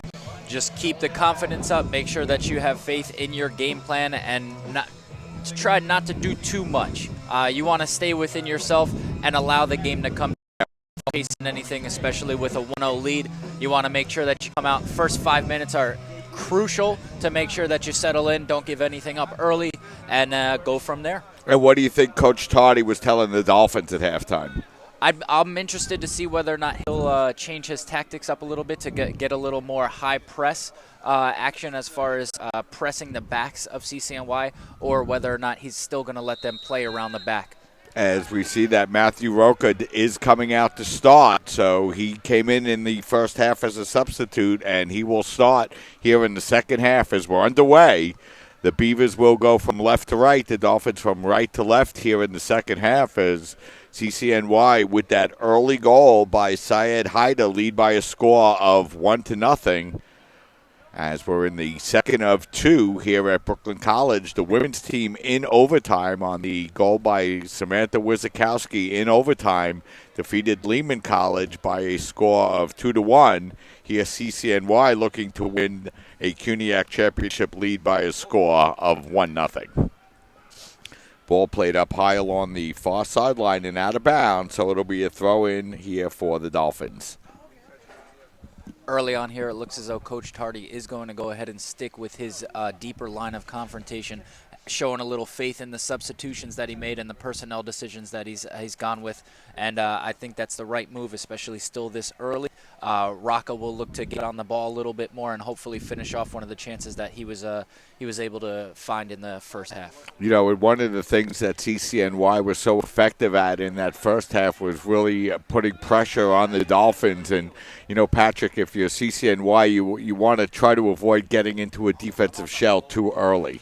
Certainly don't want to just be withstanding constant pressure as a defense. That's not something that CCNY will want to play out in this game. They will still look to use their pace on the outside and their physicality when they have set pieces when they're going forward. So it'll be a free kick here taken by the Dolphins as they sky the ball high up into the center of the penalty area. Beavers able to knock it down, but Evo able to play the ball forward. Evo now swinging it out over to Cortese. Cortese working the ball back up over to Evo. Evo, a nice sliding tackle, but instead the ball bounces down to Roca. Roca centers it in front, but the ball knocked away by the Beaver defense, and they're able to sweep it out of bounds. So it'll be a throw-in for the Dolphins. But the first couple of minutes, the Dolphins have been able to put a little pressure on this Beaver defense. Now, Roca has been easily the best player for the Dolphins since he came on the pitch. Every touch he takes, he's been putting into the box, creating opportunities. Now he just needs to link up with someone in the 18 to have somebody put it in the back of the net to tie this one up. So Scarello to throw the ball in as he throws the ball in all the way across midfield, and now the Beavers look to get a counterattack going as Evo makes a nice sliding tackle on the ball, but the ball will roll back to the Beaver defense where they'll look to set the ball up as they roll the ball backwards and now regain control in midfield. CCNY looking to work the ball up the far sideline. They're able to turn the ball towards the Dolphin goal, but now the Dolphins able to come away with the steal and play the ball forward. Once again, a nice play by the Beaver defense to step up and knock the ball away. The Dolphins have come out in the second half a little bit more offensive, putting pressure on some players, and really are not giving CCNY players time on the ball like they were in the first half to make decisions. They're trying to make them make quicker decisions to make bad passes. That time, Evo collided on the field. I believe that is Abdulli who's lying on the field. It is. And I don't think there was any malicious intent there or anything. I think they just kind of both got off their feet, off balance, and went down. And he's okay. A little shaken up. Abdullah has been on the bad end of some hard fouls in this game. Certainly no malicious intent, though, by Evo on that play. None whatsoever. The ball knocked out of bounds, and now CCNY will throw the ball in. And they'll wait for Scarello to come over and throw it in. And who can blame him? He could probably throw it right in front of goal from there. Instead, he throws it in toward the near sideline. Cortese fighting for possession of the ball. Abdulli able to come away with it momentarily, and now it'll be knocked out of bounds. Last touch by the Beavers, so it'll be a throw-in now for the Dolphins. There's 2 balls on the field, so they'll have to get one of them off, and then Cortese will be able to throw the ball in.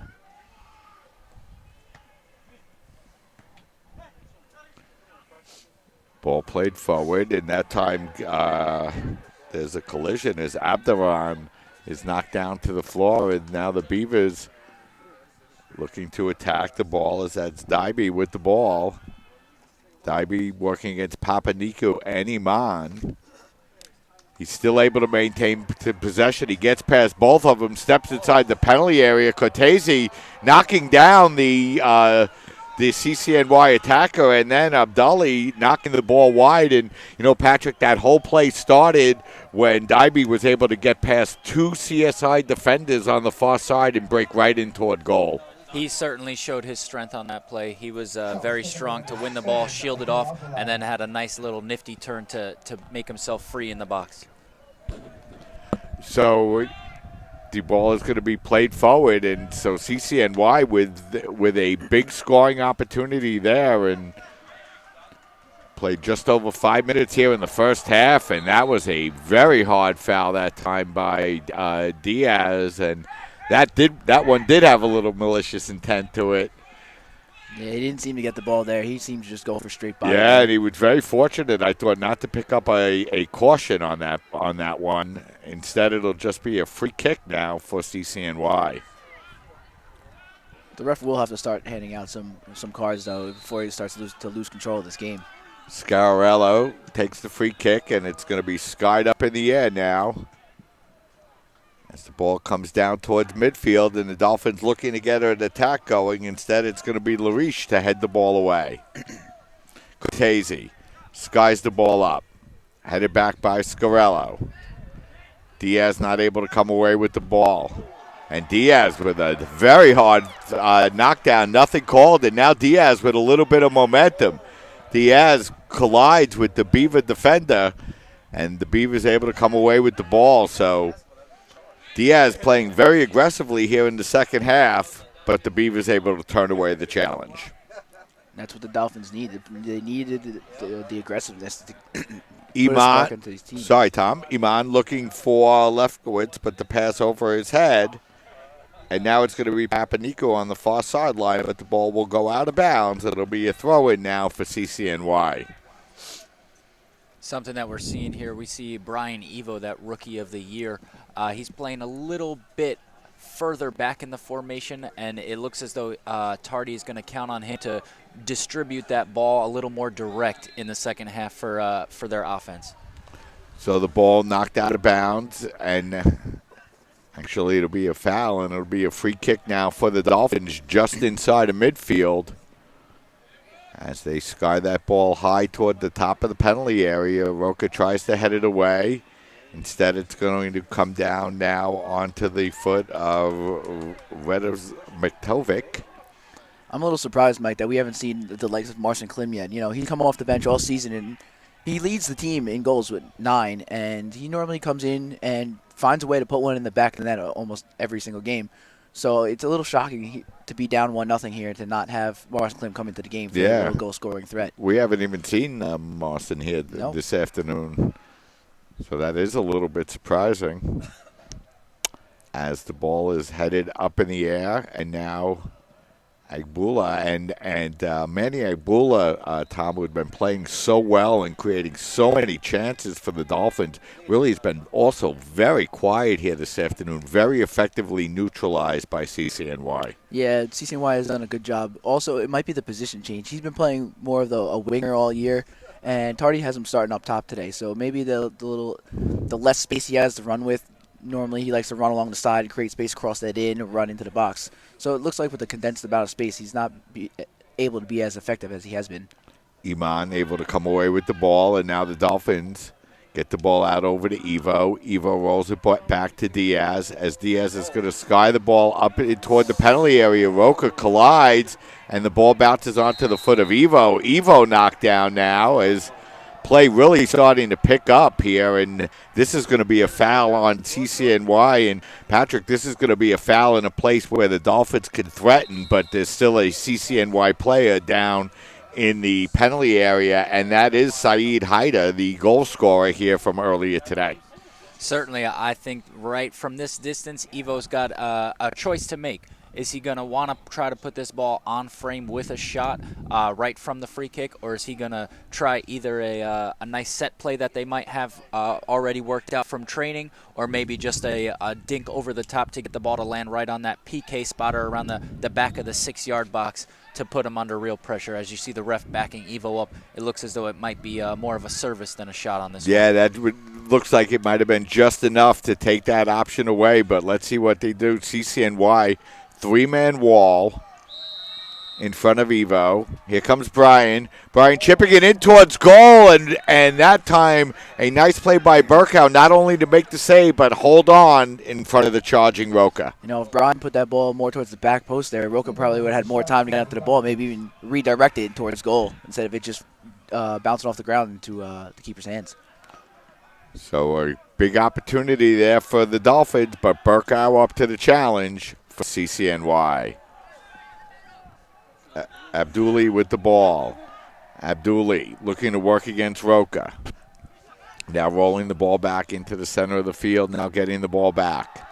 Nice move as he gets past Roca, steps into the box, whips the ball towards goal, but that'll go well wide, so it'll be a free kick for the Dolphins. Nice move, just shanked the shot. Yeah, certainly that was good. That was good service after a nice little nifty play there to free himself up. You'd like to see one of the two Beavers in the box there try to get some sort of touch on the ball.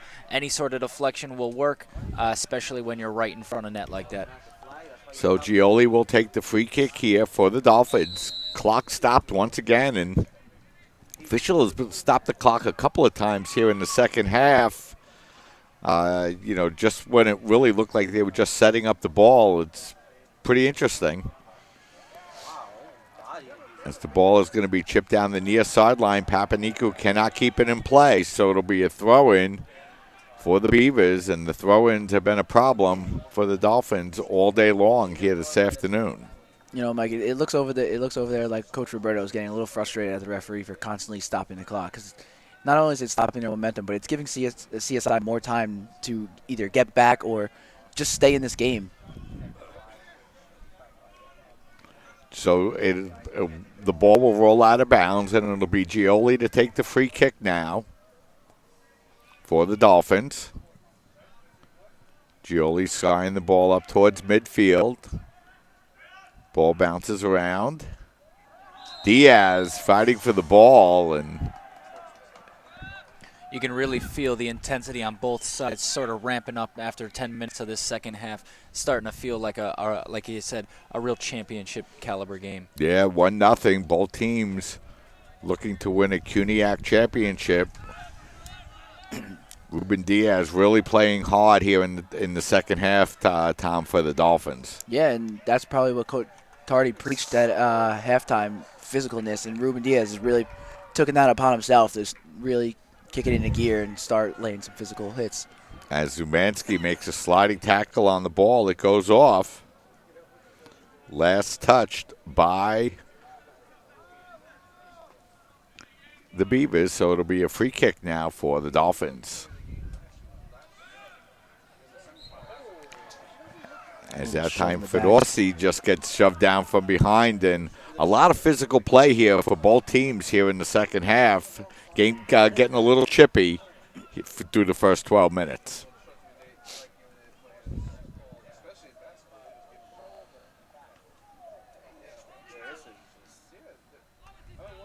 It's a good set piece in there by Eli. Ball played forward now as it's Roca with the ball. Roca gets the ball to Fedorsi. And a nice sliding tackle that time to knock the ball out of bounds, but that will give the Dolphins an opportunity now I believe that'll be a corner kick for CSI. Another big opportunity. Second big set piece. CCNY did a good job of not allowing the Dolphins many of those in the first half. Here's another opportunity. Evo, long one across just over the head of Papaniku. That was a good idea. The pass just a little bit too far ahead. Yeah, you saw the Dolphins call a play there, and it was a good choice of play there. You know, there's not many very tall people on the field right now, and Eli's one of the taller CSI players, so why not try and put it into the box, give it to him back post, and let him either send it back across the goal mouth, or put it on goal, see if the goalie can handle it. Now the Dolphins play the ball in midfield, and a nice play by Abdulli to come forward, and they roll the ball forward onto the foot that time of the charging Beavers, but a nice defensive play by the Dolphins to just knock that ball out of bounds. Szymanski doing what he's got to do to get over and recover for that defensive play.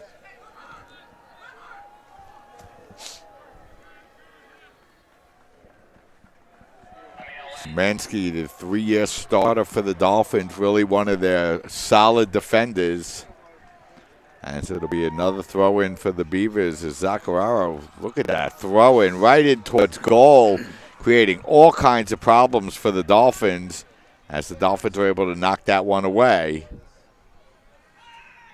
and try to regain possession of the ball. Here come the Dolphins, a lot of room for Iman. Iman coming down, passing it across to a wide-open Dolphin, and that's Abdullah who puts the ball in the net, and just like that, Manny Agbula comes in and ties the game up at 1.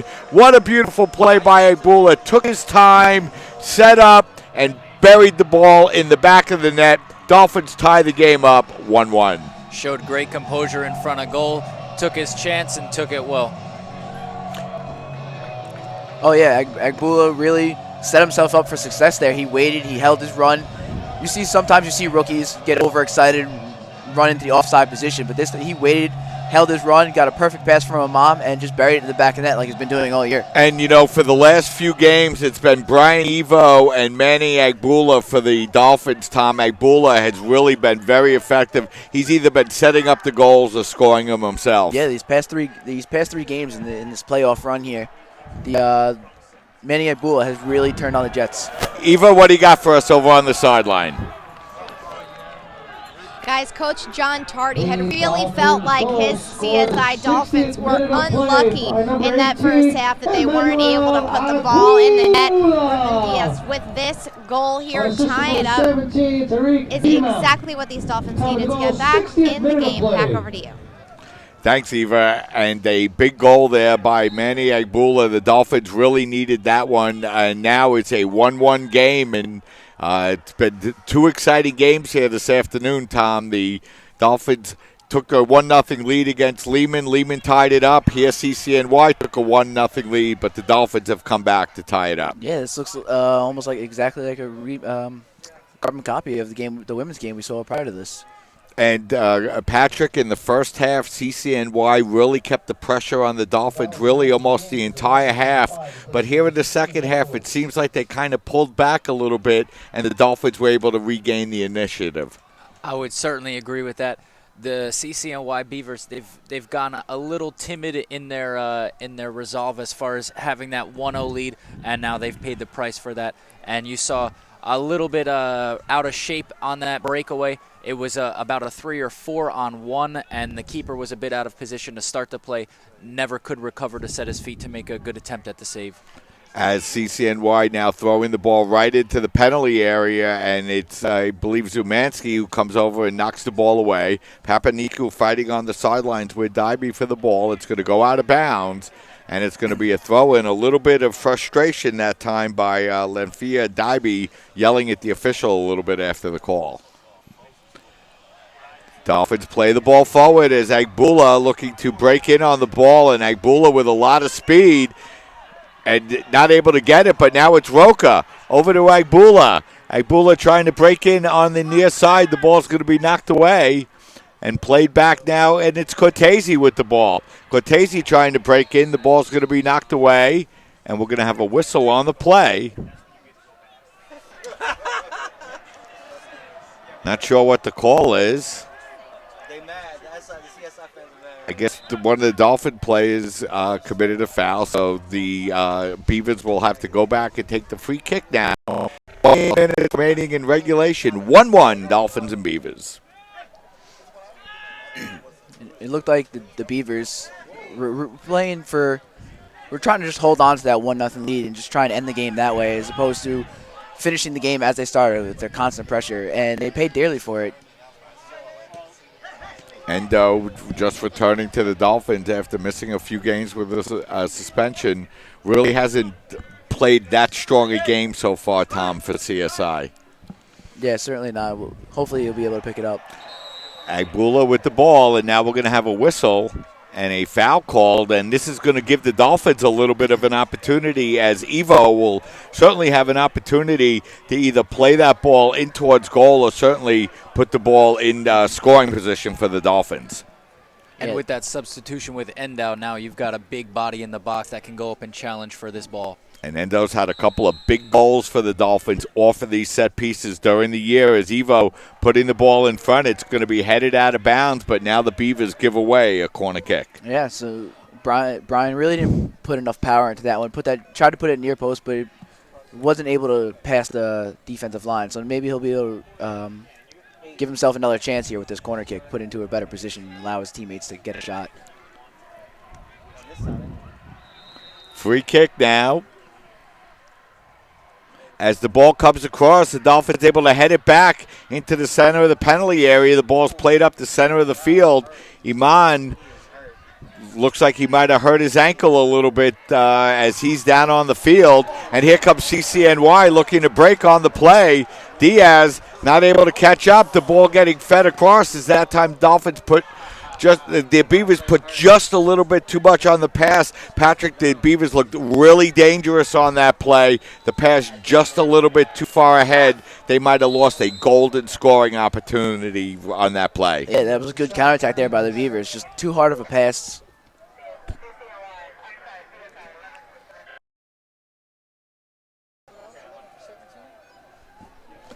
So it's going to be a free kick now for the Dolphins. With Tarek down with his injury here, it looks like Horatio Reed is going to step onto the pitch for the first time today. Yeah, so, it's interesting, Tom. You mentioned earlier that Marcin Klim hadn't gotten into any action. Same thing with Horatio Reed. Horatio hadn't gotten in. Also, with 2 goals both late in the year, including a couple of big goals late in the season. Yeah, absolutely, and he's not the same style of player as Tarek is. He's not going to try and run at you, take you on. He's going to try and use his speed, pass it around, the pass again, and just try and use his speed past you. So it's going to be interesting to see how his play changes the way either the Dolphins attack or how CCNY defends him. So Iman still down on the field now. Clock stopped, 25 minutes and 58 seconds remaining. And Patrick, the Dolphins were playing well, had a little bit of momentum, tied the game up at 1. So a little break help CCNY regroup, or does that help CSI regain their energy to continue the attack? I think it actually does a little bit of both. CCNY, as you can see, is huddling up right now to discuss what they're going to do to stem the flow of momentum that CSI has now got. I think for CSI's point of view, you've now got Endow and Evo in there. I think that for a second quick goal going forward, giving freedom to get up into the attacking third as opposed to playing from more in the center of the pitch. And, we were talking about Mohamed Endo just a minute ago. It was Endo who scored that game-winning goal in the game against CCNY earlier this year.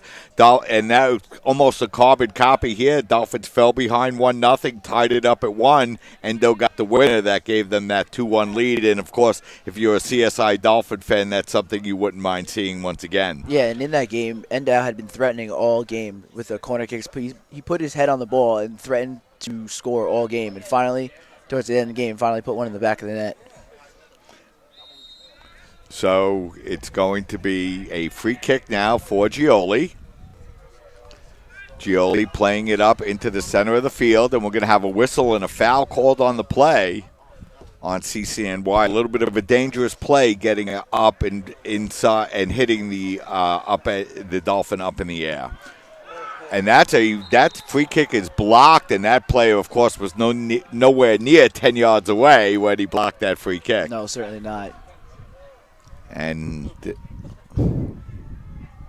official just going to talk to the player, though, and Dolphins will get to re-kick it again.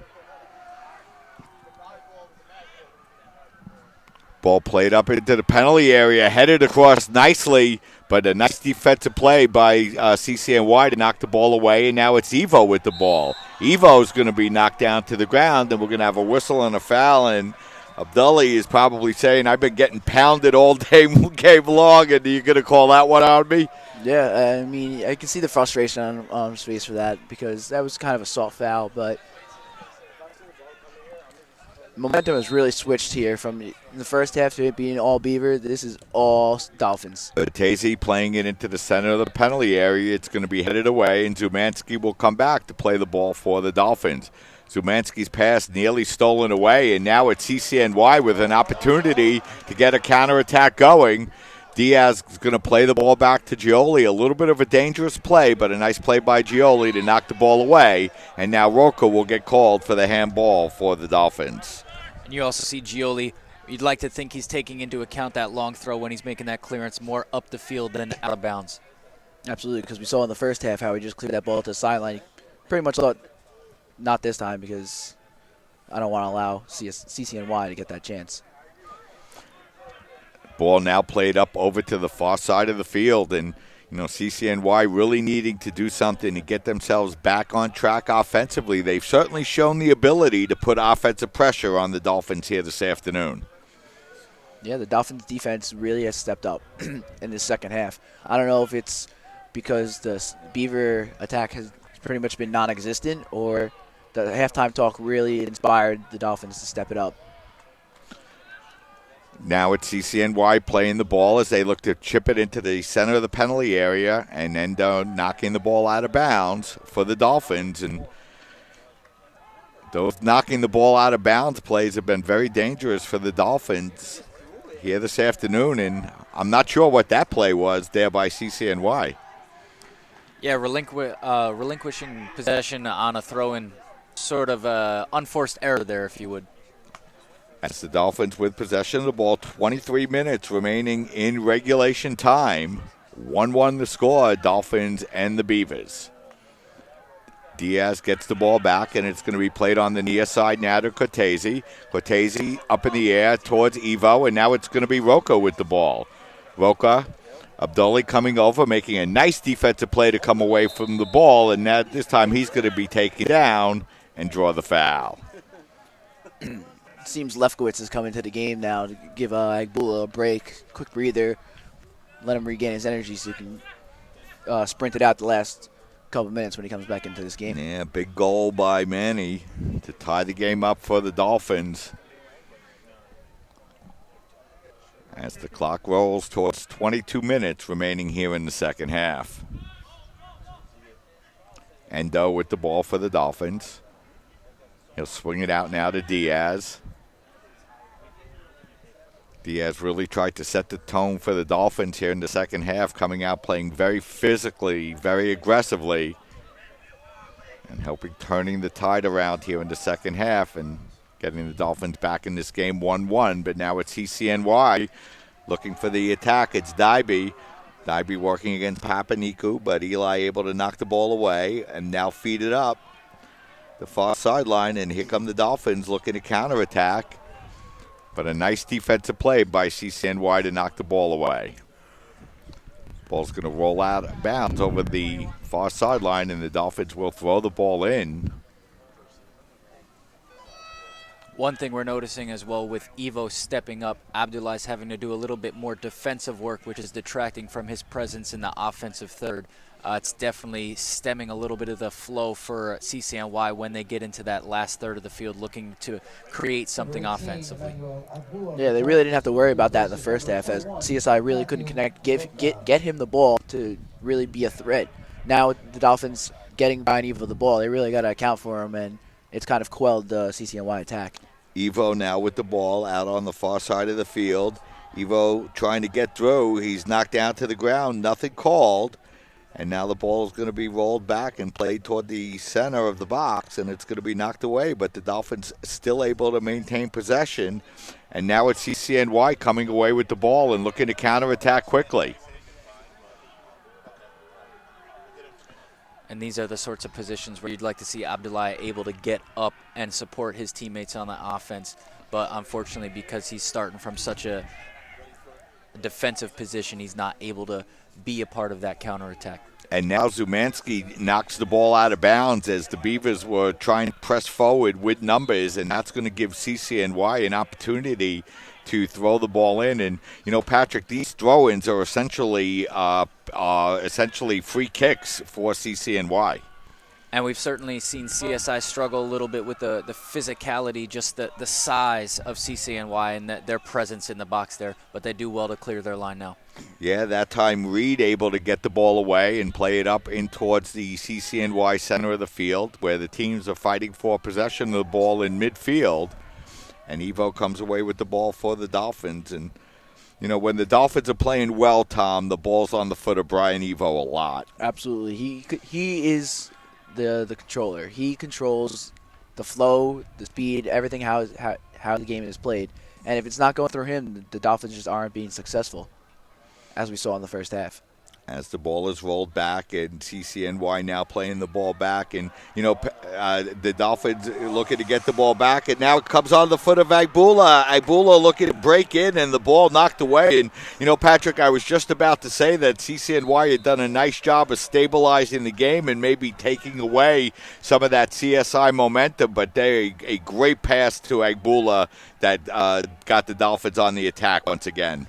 Lovely Rabona through ball by Evo. That's a great bit of skill from him displayed. And then we see Larish for CCNY doing what he does, getting back, making sure that he's thwarting the attack, and making sure that Agbula does not get a shot off on goal. And Agbula appears to be hurt on the field and, you know, holding his head and, you know, grabbing the back of his leg, and that certainly doesn't look good. Yeah, we hope it's just a cramp. You know, this way he'll be able to re-enter the game. You hope it's nothing serious. Yeah, so Agbula, who came in, scored the goal in the second half, checked out for a minute, came right back in, now up on his foot, but you could see not able to put any pressure at all on that leg. And, you know, hopefully he's okay in the way the Dolphin training staff is attending, or maybe it is just a cramp that they're trying to stretch out or something that they're trying to stretch out for him. And they're going to play with 10 while he's off on the side of the field.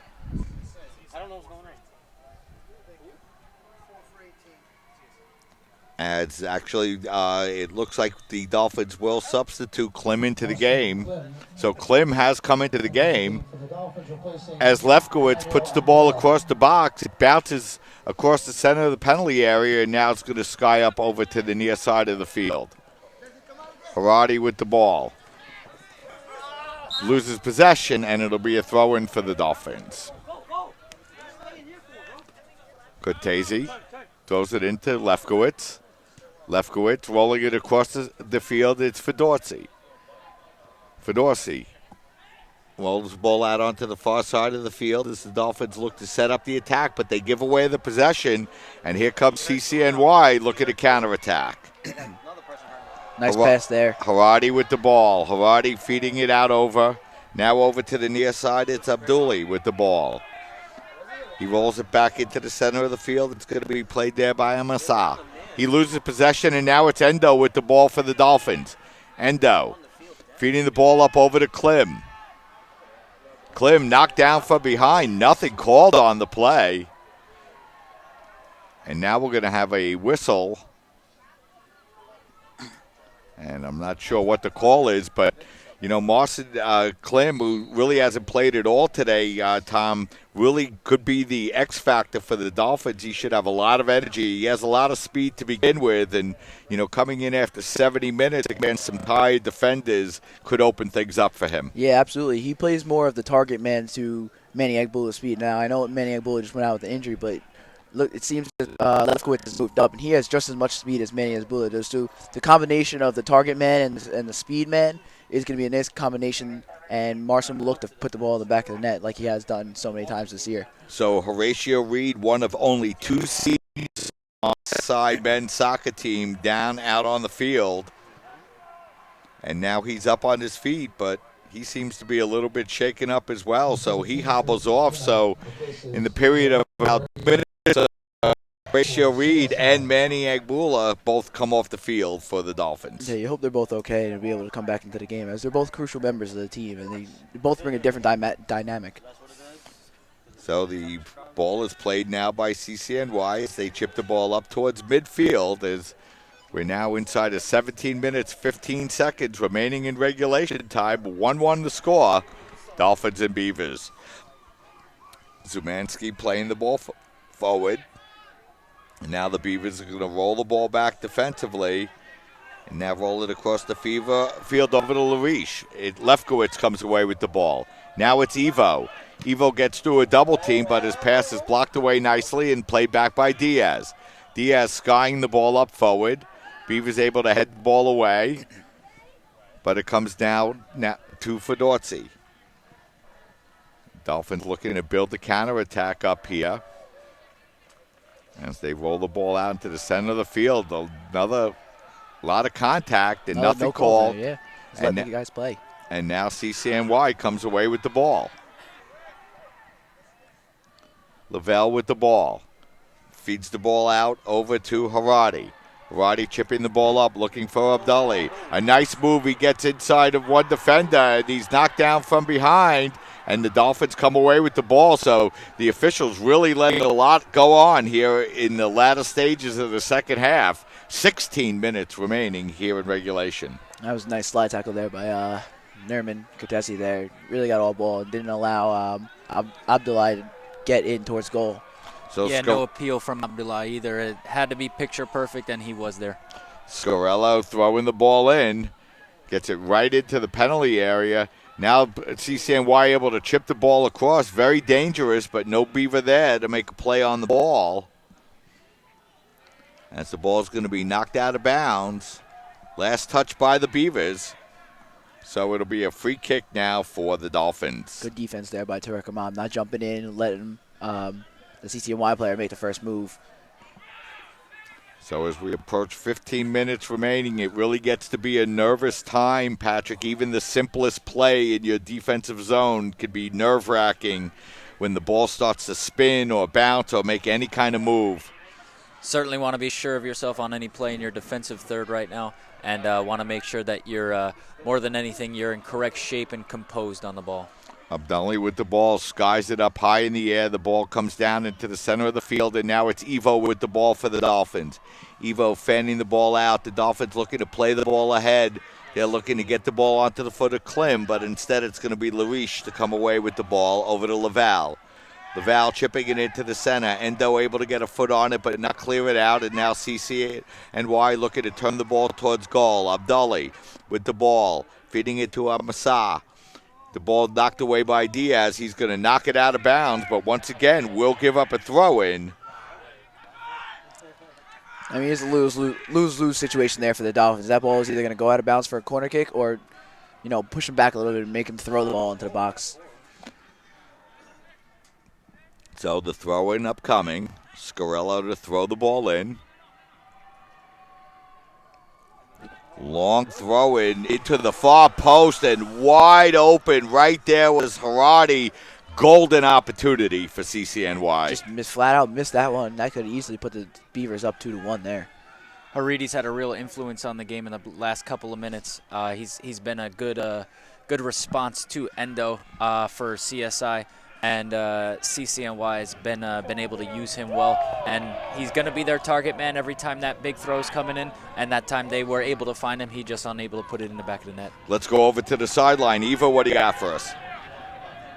Mike, you've talked about the physical play out on the pitch. It's not just a fast-paced and busy game out there. It's also been a very busy 10-plus minutes or so for the CSI training staff. 3 different players going down with what appeared to be lower leg injuries. The trainer has been stretching them out, getting the guys to keep warming up on the sidelines, and a couple of them are relaxing right now. Mike, back over to you.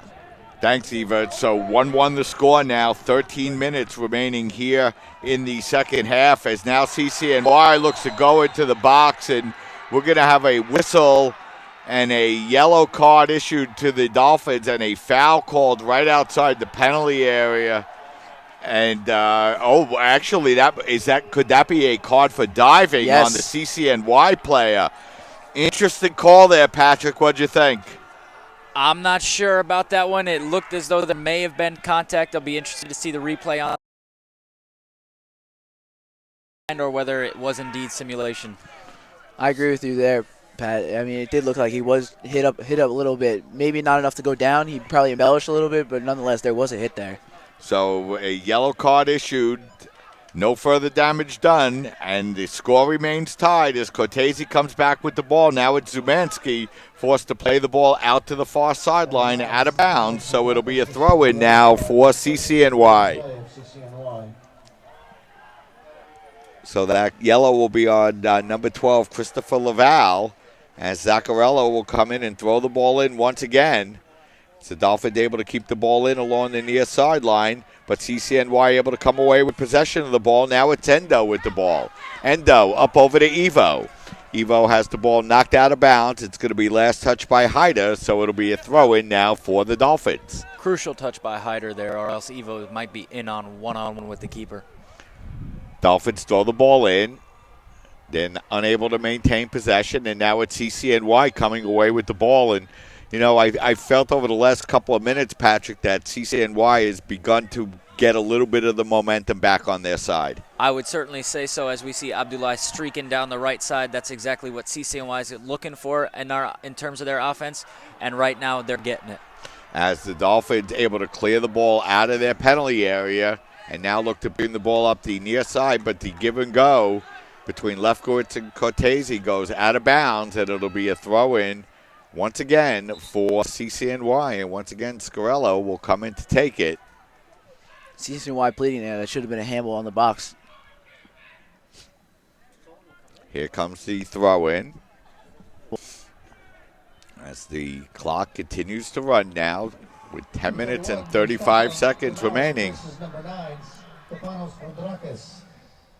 So a substitution now for the Beavers. As the Beavers, Lavelle looks to break in the penalty area. He's knocked down, nothing called, and now it's Evo with the ball, but he stumbles over it, and the Beavers able to come away with possession once again. Bodies going all over the place, and the Dolphins come away now with the ball as the Dolphins looking for Klim. Klim looking to break inside, and we're going to have a whistle, and that time Klim will get called for the foul, trying to get a little bit of an advantage, but picked up the foul. Tough to get much going forward when you're 1-on-3 up there. Klim sort of by himself on an island against 3 CCNY defenders.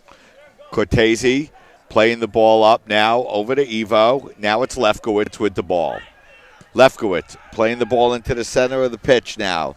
Fedorzi rolling the ball forward. The Dolphins coming through with a little bit of space. They play it into the center, but a nice play by Dybee to knock the ball away for the Beavers and play it back towards midfield. Endo with the ball. Endo loses possession. That's Kamara, who just came into the game. Kamara dribbling the ball around, and now the Beavers come forward. Nice overlapping move now by CCNY as they look to attack. As that's Luich with the ball. He knocks it in front, and Gioli has to knock the ball down. Nice play that time by Gioli as the Dolphins gave up a little bit of space on that play. CCNY took advantage of it. It was a good play there, but it also potentially dangerous how he just kind of slapped it back into the box. He's really got to hold on to that ball and not allow any second chance opportunities. Now the Dolphins looking to break forward on the far side, but the ball's going to be knocked away and played there by Schoenfelder. Schoenfelder gets the ball back. as the ball is knocked out of bounds along the far sideline, and it'll be a throw-in for the Dolphins. The Beavers don't like the call. As Papaniku looks like he'll throw the ball in, but first we're going to have a substitution. So Roca will come in. He'll replace Iman as the clock continues to roll with 8:05 remaining here in regulation time. Our opening game went to overtime before the CSI women's team beat Lehman by a final of 2-1. We're 1-1 here now with 7 minutes and 50 seconds remaining here in the second half. CCNY to throw the ball in, and Papaniku is forced to knock the ball out, and it's almost like committing a foul. Absolutely. 35 yards from goal, the way that the Beavers can throw the ball in from the sidelines. As this time they throw the ball in over to Haradi on the far sideline.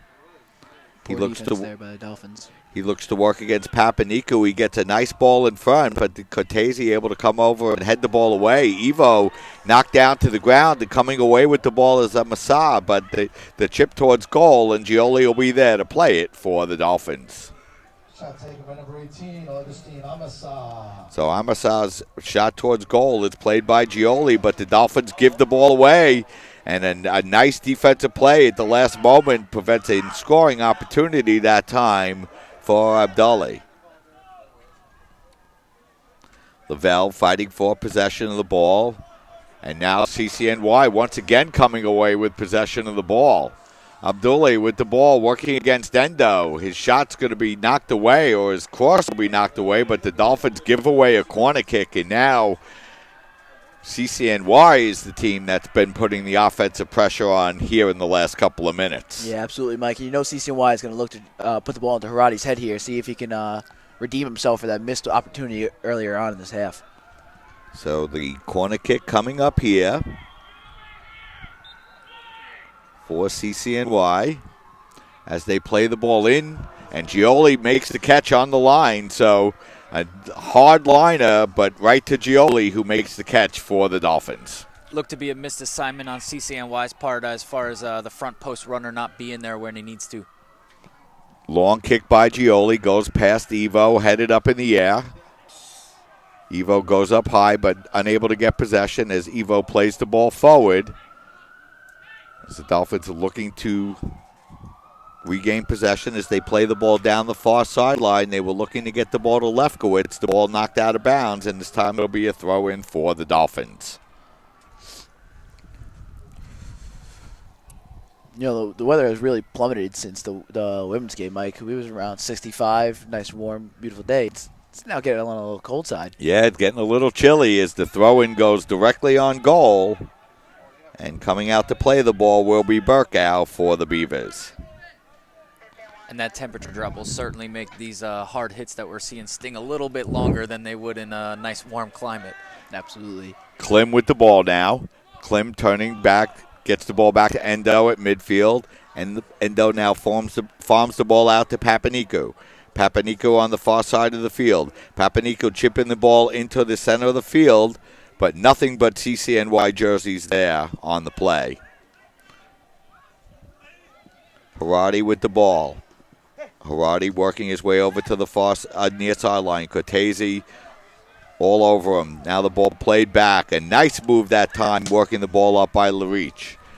But his pass is going to be knocked out of bounds, and it will be a throw-in now for CCNY. Clock continuing to run with 4 minutes and 15 seconds remaining here in regulation. A little gamesmanship from Lariche here. Good to see he's having fun in such a high-pressure environment. Lariche scored the opening goal in the 2-0 win against Brooklyn College on Wednesday night. His first goal of the year for the Beavers in 2015. Sure was the right time. As the ball skied up high into the air, Roca fighting for the ball. He's going to head it out of bounds, and it'll be a throw-in once again for CCNY.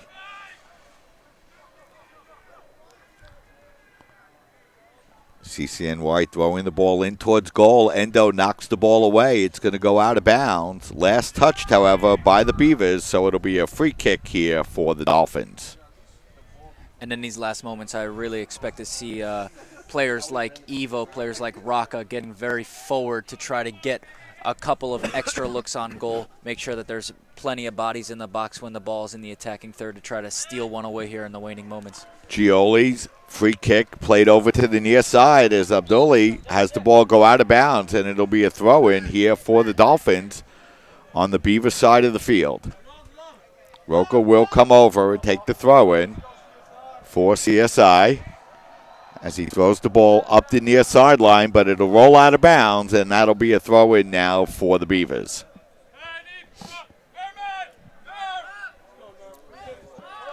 "1-1 the score, Dolphins and Beavers, 2015 CUNYAC championship game. Nice move by Haradi. Haradi now looking to feed the ball across. A good idea, but Gioli with a nice anticipation on the play to come out and make the play on the ball. That was good by Haradi to create space to essentially put in that pass. Had his teammates seen that coming. And here come the Dolphins with a lot of speed as they get the ball right into the center of the goal, but a beautiful defensive play at the last minute by CCNY to sweep the ball away. Dolphins continue to put pressure on as that time Klim gets knocked down from behind. The ball will bounce to Burkow, and CCNY will take the free kick. Burkow kicks the ball directly out of bounds, so that'll be a throw-in here for the Dolphins. So the Beavers had the momentum. The Dolphins with a couple of opportunities, though, here in the last minute. Looks as though a knee-to-knee collision is taking out both players right now. Yeah. That one will hurt, but I'm sure they'll bounce back quickly. Yeah, so Lefkowitz is down for the Dolphins, and Dybie is down for the Beavers. Both players shaken up as the clock stops once again with 1:44 remaining in regulation time. Yeah, those knee-to-knee collisions will really put a shock at your body and send you right to the ground. If you saw the play, both players tried to continue run and then immediately just fell back down to the ground again. So, seems like Robbie Garra is warming up on the sideline, maybe coming in for Phillip. So Ramirez will check back into the game for the Dolphins. Ramirez also another one of those players, Tom, just coming back after missing a few games due to suspension. Yeah, Dolphins will welcome the comeback. I'm sure he'll be in until Phillip is ready to go again, maybe. But he has a fresh pair of legs, so he should be troubling for these CCNY players. Yeah, and Ramirez really had a great freshman year for the Dolphins last year, Tom. Maybe took a little bit of a step back this year, not getting as much playing time and everything, but certainly a player the Dolphins will welcome back here. And big 90 seconds remaining as the ball goes out of bounds on the far sideline, and it'll be a throw-in now for the Dolphins.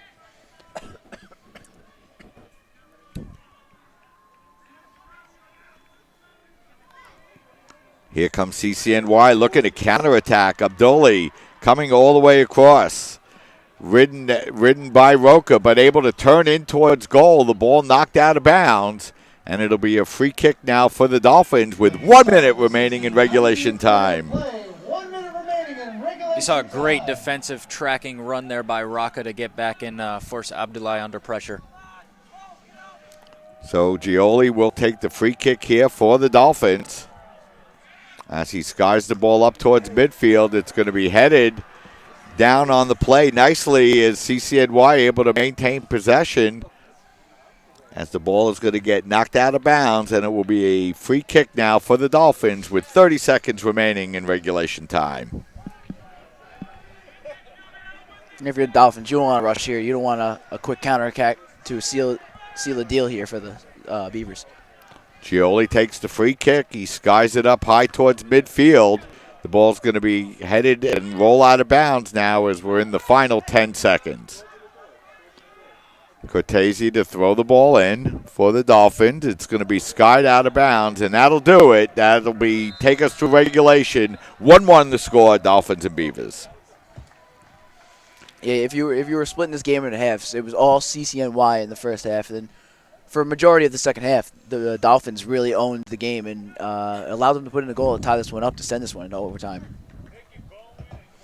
So we've played 90 minutes of play here, and just like the women's game, the men's game will go into overtime here. Tied at 1 between the Dolphins and the Beavers. There'll be a 5-minute break in between the start of the game. So why don't we step aside and take a break here for just a minute, and then we'll get you ready for the start of the first overtime period. 1-1 between the Dolphins and the Beavers here at Brooklyn College. Stay tuned. We'll be right back.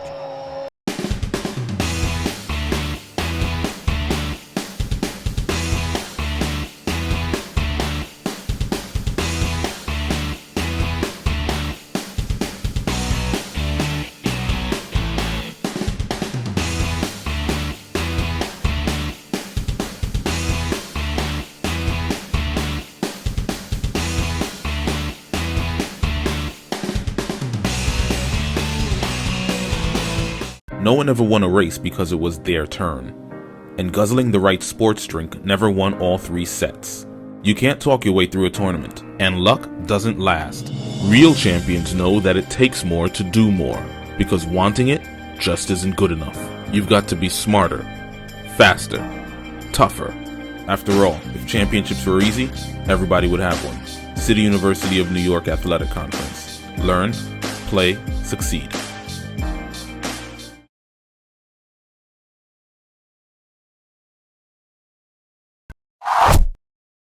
For 49 years, the CUNY Athletic Conference has hosted an All-Star Awards luncheon held at the Water Club in Manhattan. Sponsored by Con Edison, the event honors the league's award winners ahead of their community college and four-year college championship basketball tournament. Being my last year, I haven't won a college championship yet, so this year I think it's going to be the year we're going to try to do it. It's only one team really standing in our way, and they beat us twice already, but you know it's hard to beat a team 3 times, so hopefully in the championship we'll knock them out. Melanie, so did you go into today expecting to win Player of the Year? I mean, how about from an individual sense first, what that means to you in terms of your career, what you accomplished this season? It means a lot. I mean, I worked really hard this year with my team.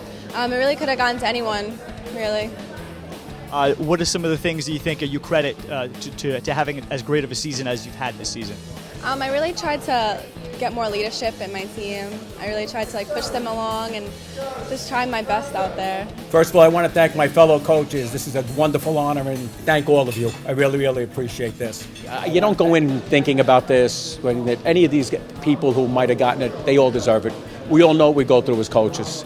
It's not just about what you see at games, it's the practices, it's behind the scenes, what we all go through, worried about the kids academically, worried about their personal lives and things. But in a nutshell, though, yeah, it's a great, great experience. I'm on cloud 9 right now because I really walked in here today not expecting this. So it's a wonderful thing.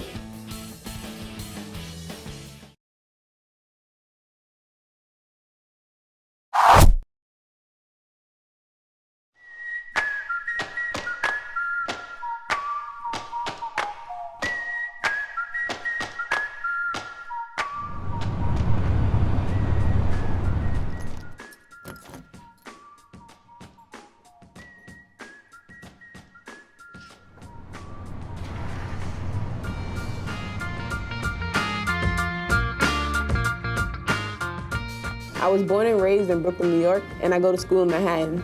I play for the John Jay College women's basketball team, and I love my teammates. My coach is always telling me, Spud, you have to communicate more, you have to speak more, be more vocal, and be a leader. Because I'm usually shy about a lot of things. I'm not that vocal, but I'm stepping into that role. During this basketball season, I became the first person in John Jay history to achieve the milestone of having both 1,000 points and 1,000 rebounds. Stepping in John Jay, this was new. Guys, the biggest concern over on the Dolphins sideline is just that the players stretch out and stay warm during this 5-minute break. Coach is sticking to the same lineup and hoping that his team can pull this one out. Back over to you, Mike. Thanks a lot, Eva. And, Patrick, it was a exciting 90 minutes of soccer. CCNY really did a nice job of controlling play in the first half. Dolphins, I thought, had a little bit of the better play in the second half, but CCNY really came on strong at the end of the game. What do you expect here during this overtime period? We'll look to see whether or not both teams try to play the same style. I have a feeling that CCNY might come out as they did in the first half and try to steal the game in the first couple of minutes. We'll see whether or not CSI is going to look to sit back a little bit and let the game develop and try to withstand that early pressure, or whether or not they're going to go and chase that quick goal as well. And, you know, Tom, the Dolphins came out so strong in that second half. They got that tying goal, but in the last couple of minutes of regulation, it was CCNY pressing for that go-ahead goal. Yeah, that's why I agree with Pat, as the Dolphins may come out and play defensive, because CCNY had the momentum towards the end of the half. You don't want to come out and tell your players, all right, go be aggressive, and then lose a defender as he's up forward and get counterattacked and scored on immediately. You don't want that. So you're going to want to settle into this overtime. You don't want to rush right into it. So we'll play 2 10-minute overtime extra periods. If they should remain tied after overtime, we will go into extra kicks. But this game there will be a winner here. So overtime in game 1, overtime in game 2. Real exciting CUNYAC championship Saturday. This is the time game should be backed. You don't expect like 5-0 blowouts, nothing. Game 1, we got a quality match with the 2-1 finish in overtime. Hopefully we'll get in PKs. So the last 2 years, it was Baruch College who won the CUNYAC men's championship. This year, we'll go into overtime to decide whether CSI or CCNY will win the CUNYAC championship. 2015, Marcy Klim is standing over the ball. We're waiting for the official to blow the whistle, and we will have 2 10-minute overtime periods. There can be a golden goal. Should one team score, the game will be over, and they will win the CUNYAC championship. Earlier this afternoon, it was Samantha Wizakowski with the golden goal for the Dolphins, as the Dolphins won a CUNYAC championship over Lehman College 2-1. So the Dolphins and the Beavers both looking for the golden goal here in the nightcap. Dybee with the ball. Dybee working with Agbula, and now it's Evo with the ball. Evo passing the ball forward, but the ball's going to be knocked away. Roca fighting for possession, but the Beavers come away with the ball, and now it's Agbula. Agbula's pass goes through to Roca. Roca with a little bit of space. Roca chipping it in. He was looking for Klim, but a nice defensive play by the Beavers to knock it away, and now it's Agbula with a big shot at goal, but he blasts the ball over the top. Golden opportunity for Manny Agbula. His shot just over the top. Yeah, that was a good shot there by Agbula. It was just unlucky that it kept rising up instead of dipping down. No issues with him taking that there. That's a great opportunity to seize the moment. It definitely seems as though Agbula has got some fresh legs back after that little injury and some rest. So Agbula has the first opportunity in overtime, and now it's the Beavers' chance with the ball as it's Handrakis with the ball. Handrakis working it back to Dybee. Dybee feeding the ball up over into the middle of the field, and it's going to be Scarello with the ball. Scarello with a little bit of speed, working the ball out onto the far side. It's played there by Abdali. It's going to be knocked out of bounds, but it'll be a throw-in here for CCNY, and these are very dangerous plays. And a big opportunity here for CCNY. Could be a crucial moment defensively for CSI. Scarello with the ball. He throws it all the way into the center of the goal. Gioli gets his hand on it, but can't hold it. And then he's knocked to the ground. And we're going to have a whistle and a foul called on the play. Good play there by Gioli, coming out and really holding on to that ball, not allowing CCNY players to get a second chance. Yeah, and in overtime situations like this, Patrick, you need your goalie to go out with confidence and make a decision, whatever it is, and stick to it. Certainly displayed confidence there. CCNY a little bit lackluster in their challenging for that ball on that throw-in.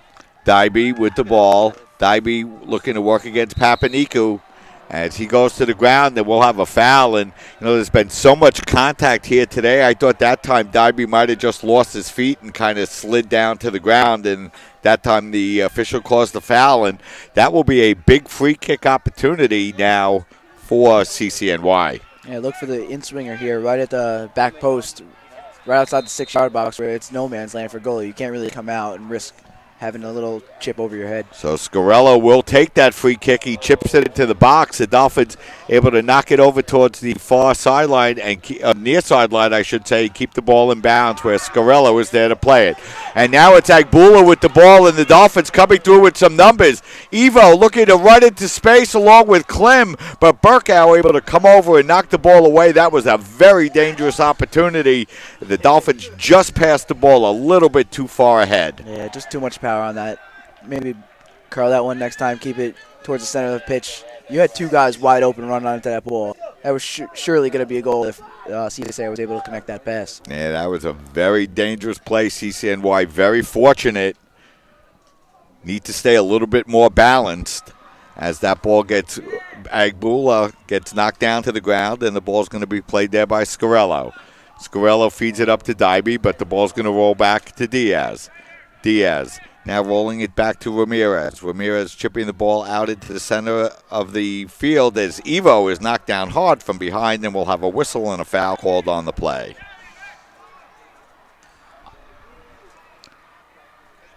Free kick here coming up for the Dolphins inside of 6 minutes remaining here in the first overtime period. Cortese swinging the ball up. It's going to be skied up high in the air. And Haradi is there when the ball comes down, but not able to control as it's Endo. Endo feeding the ball forward as the Dolphins look to attack. As Klim knocked down, nothing called as the Dolphins look to chip the ball into the center as Roca's pass is going to be knocked out of bounds, and it'll be a throw-in, and Roca will come over to take the throw-in now for the Dolphins. Roca throwing the ball in. It's going to be headed away and cleared away now by Handrakis for the Beavers. And their pass will be knocked out of bounds, and it'll be another throw-in for the Dolphins. You can see the tired legs showing through a little bit with the lack of ability to keep possession of the ball on both sides of the game. Klim now with the ball. Klim able to step into the penalty area, and the ball bicycle kicked out nicely, and now comes back to Endo. Endo feeding the ball up over and played now over to Papaniku. Papaniku over to Agbula. Agbula rolling the ball in front, and the ball knocked up in the air and backheel towards goal. The Dolphins able to knock the ball towards goal, but not really able to get the shot on goal yet. And the Beavers able to come away with the ball. So a couple of golden opportunities here for the Dolphins in the first overtime. CCNY escaping, drawing the foul, and will now have the free kick. Looked as though Evo there might have missed an opportunity for the championship-winning goal. So the Dolphins with a couple of opportunities here in the first overtime. CCNY still in it. 1-1 the score as they bring the ball up across midfield. Dybee feeding the ball in the center to Haradi. Haradi looking for Lavelle. The ball will roll all the way back and get played back by Lariche. He chips the ball forward. It's going to roll all the way towards goal and over the goal line and out of bounds. So it'll be a free kick now for the Dolphins.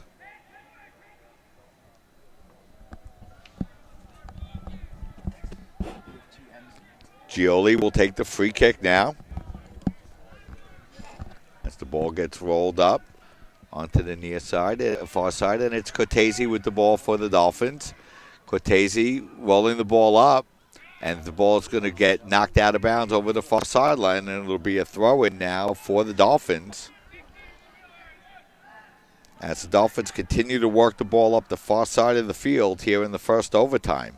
Klim able to get in toward the box. Klim able to break in towards goal, and a nice play coming over that time by Schoenfelder to knock the ball out of bounds. But Dolphins having a little bit of success working their way in from that far side. Yeah, the back line for the Beavers looks real tired. They're on their heels. Marcin Klim, having them fresh legs, is able to just dribble his way around and find open space. Comes to throw it for the Dolphins. It ends up on the foot of Klim. Klim looking for the handball in the penalty area on Schoenfelder. Nothing called, and it'll be a free kick now for the Beavers. That's 2 times now Marcin Klim has found his way inside the 18 and almost put it in the back of the net. Dybee with the ball now. Inside of 2 minutes and 30 seconds remaining in the first overtime.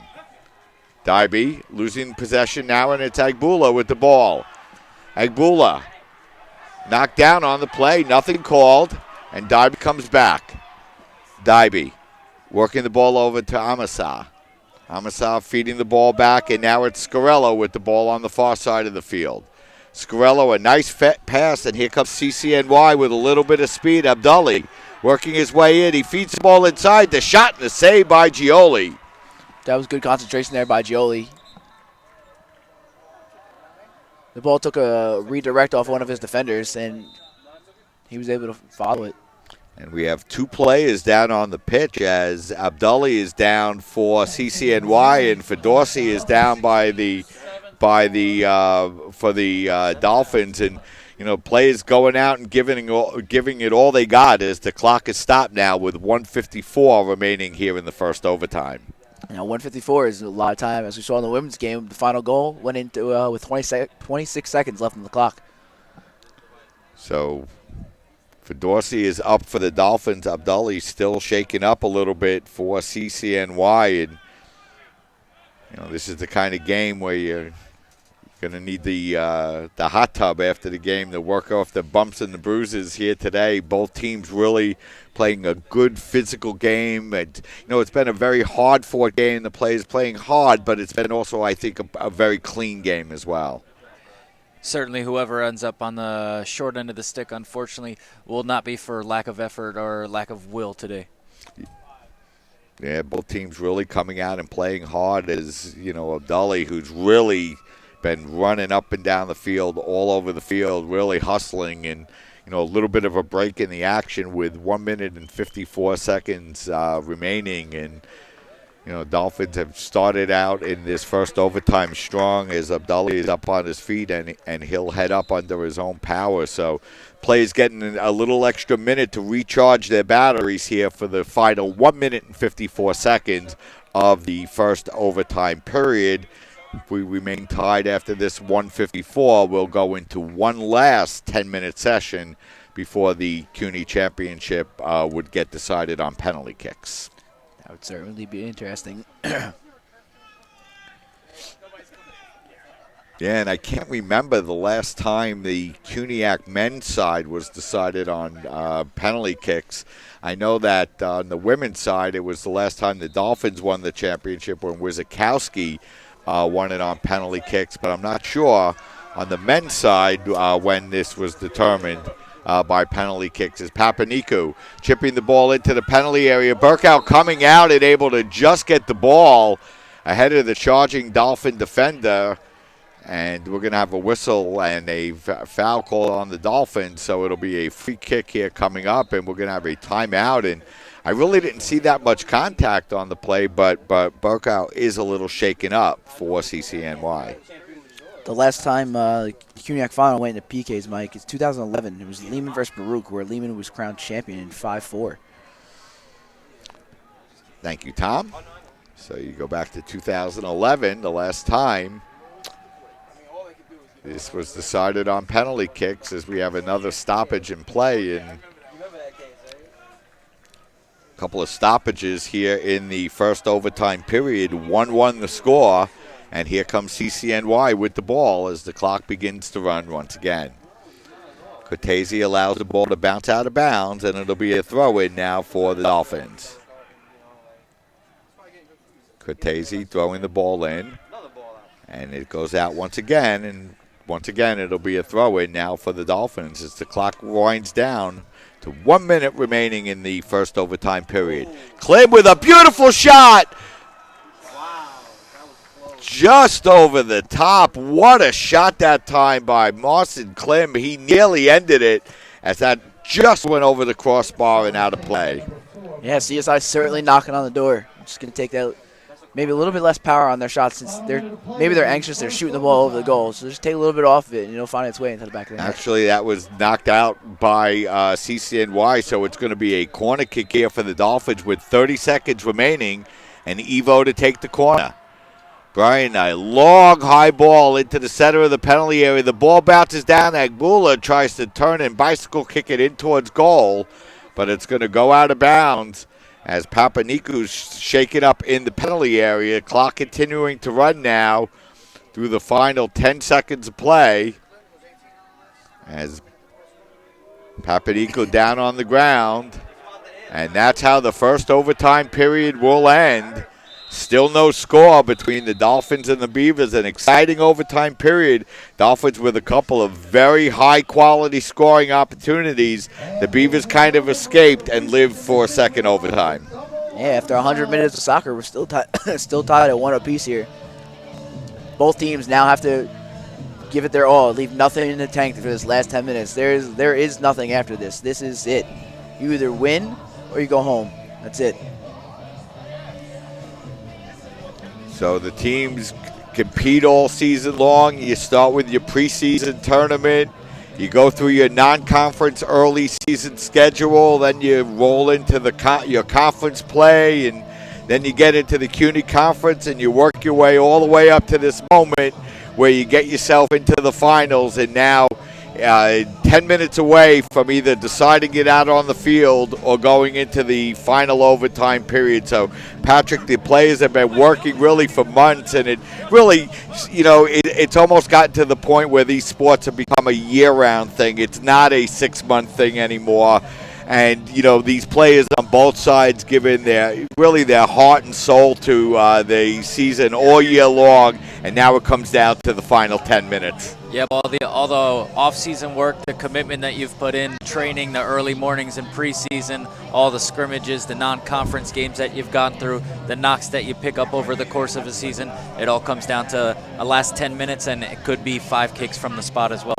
Yeah, and if you're a player on either team, you just want to go out with your best effort. You don't want to go out with what if I had done this or what if I had done this. And really these teams have come out and really played really hard, really good physical soccer. It's been a great championship game here this afternoon. It was a great opener between the Dolphins and Lehman, and now we have about 1 minute to go before we get ready for the start of the second overtime period. And what's your feeling, Patrick, as you have 10 minutes remaining in the game? Do you really pull out all the stops and try to get that goal out on the field, or do you not want to make the mistake and give up the goal and take your chances in the penalty kicks?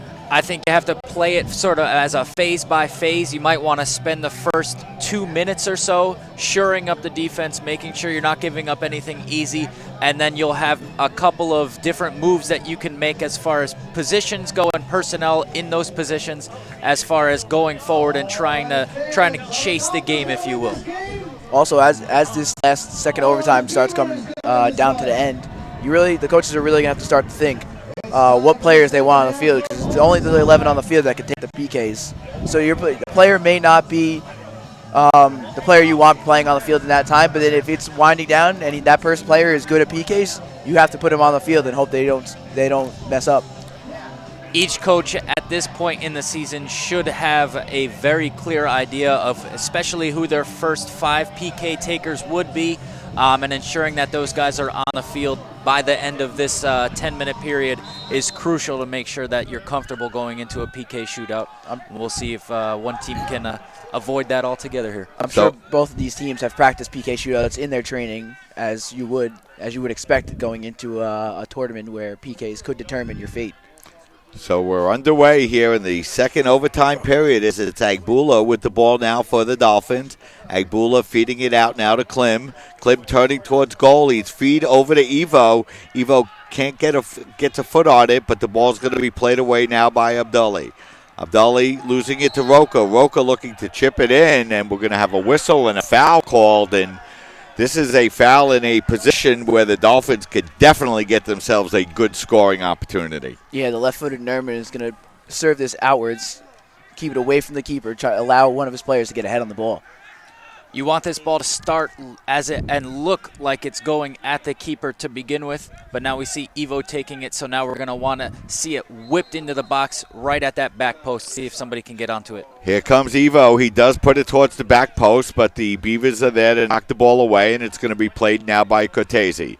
Cortese feeding the ball out onto the far sideline, but it's the Beavers coming away with the ball and looking to break down the field in numbers as they look to counterattack on the Dolphins. Endo hustling back for the Dolphins to get back on the ball, Beavers able to turn and chip the ball in towards the penalty area. It's going to be knocked out of bounds, but the Dolphins will give up the corner kick. That was very well done by the Dolphins. They all started to sprint back. There was also a slow counterattack by the Beavers. They had 3-on-1 and just chose to dribble the ball very slowly, not with no enthusiasm. Schoenfelder looked as though he ran out a little steam at the end of that run with the ball at his feet. Might have been wise to give it up early and try to look for the ball back there on that counter. And so it'll be Schoenfelder who goes over to take the corner kick for the Beavers.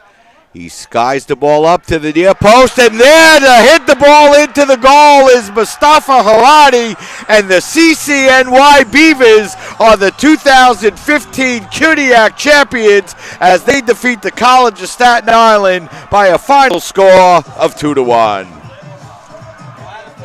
So a beautiful feed off the corner kick. Mustafa Haradi was right there to head the ball in. And Patrick, as you could see the play developing, Haradi was wide open. He had an opportunity late in the second half. He missed. He did not make that same mistake in overtime. Certainly not going to make that mistake given that opportunity there. You see him. He is the target man. He's been the target man all game. They're looking for him. You'd like to see maybe even a double team on him if you don't have the size. I'm not sure exactly which CSI defender was marking him, but he definitely went up, won the ball, clear header. Goalie doesn't really have a shot on that. Yeah, so Tom, it started off with a quick counterattack by the Beavers. The Dolphins gave away the corner kick off of the Beaver counterattack.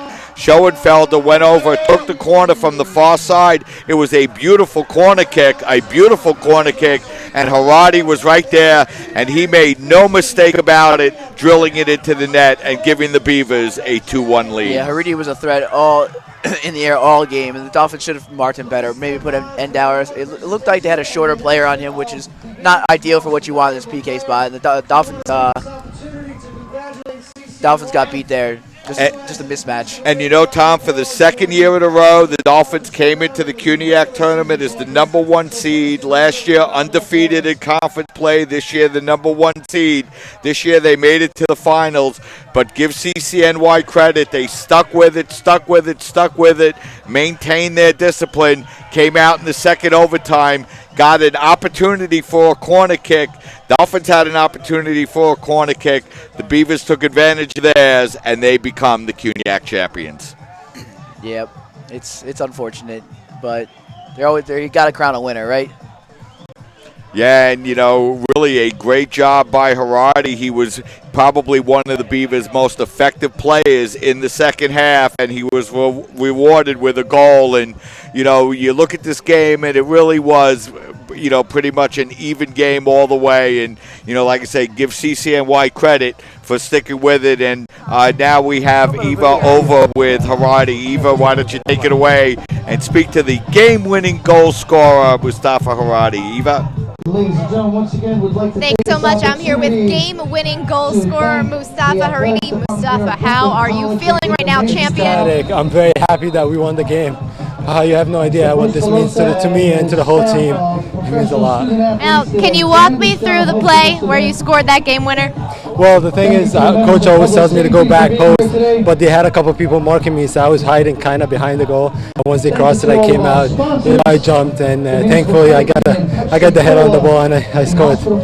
And what did you guys do to dig deep? And you didn't score in double overtime. I mean, how are you feeling? Are you tired? I'm very tired. I mean, it's a double overtime. I played most of the game, and then the overtime I was running around a lot, so I'm very exhausted. But thankfully, all the work that we had during the season paid off.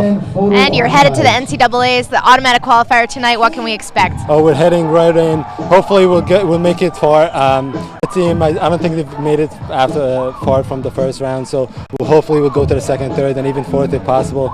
We'll just keep working hard, just like we have before, and we'll get it. We'll get a win, hopefully. All right, Mustafa, congratulations. Thank you. Go ahead and enjoy it. All right, thank you. Guys, CCNY are your 2015 champions.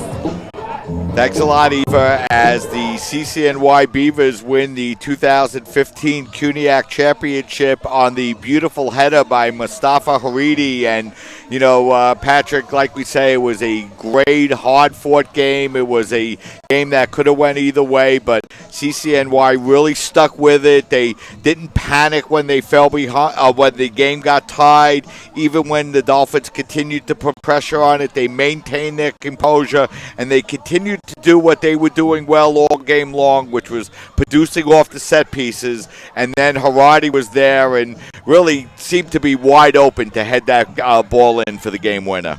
They really did stay within their strong suits. They didn't try to do too much, even when they had given up their early 1-0 lead and the Dolphins had come back and tied the game 1-1.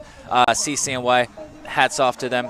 They're a very deserving 2015 champion. CCNY continues to be CSI's kryptonite in these postseason. With the loss, they now move to 0-7 against CCNY in this postseason.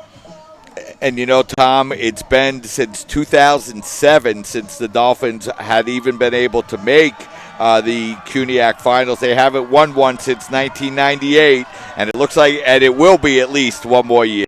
Yep. So the College of Staten Island drops a tough loss by a final score of 2-1, but congratulations to CCNY, a well-deserved victory as they are the 2015 champions here this year.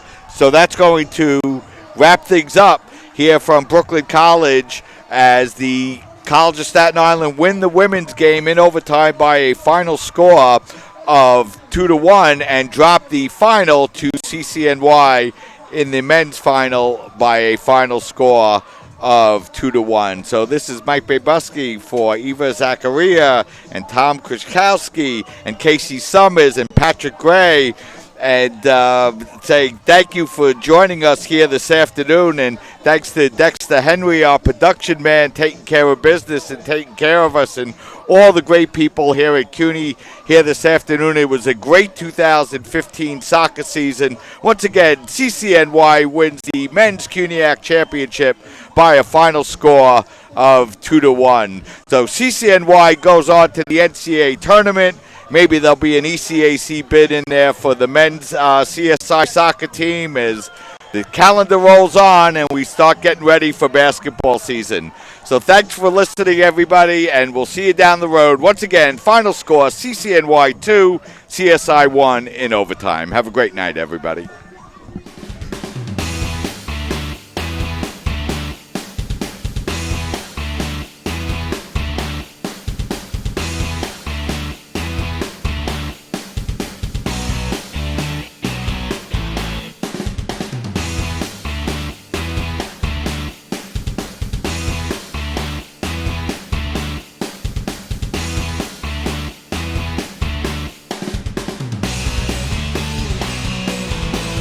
No one ever won a race because it was their turn. And guzzling the right sports drink never won all 3 sets. You can't talk your way through a tournament, and luck doesn't last. Real champions know that it takes more to do more, because wanting it just isn't good enough. You've got to be smarter, faster, tougher. After all, if championships were easy, everybody would have one. City University of New York Athletic Conference. Learn, play, succeed.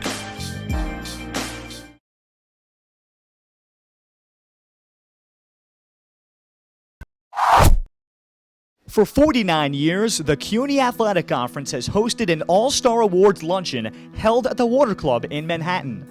Sponsored by Con Edison, the event honors the league's award winners ahead of their community college and four-year college championship basketball tournament. Being my last year, I haven't won a college championship yet, so this year I think it's going to be the year we're going to try to do it. It's only one team really standing in our way, and they beat us twice already, but you know it's hard to beat a team 3 times, so hopefully in the championship we'll knock them out. Melanie, so did you go into today expecting to win Player of the Year? I mean, how about from an individual sense first, what that means to you in terms of your career, what you accomplished this season? It means a lot. I mean, I worked really hard this year with my team.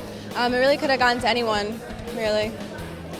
What are some of the things that you think you credit to having as great of a season as you've had this season?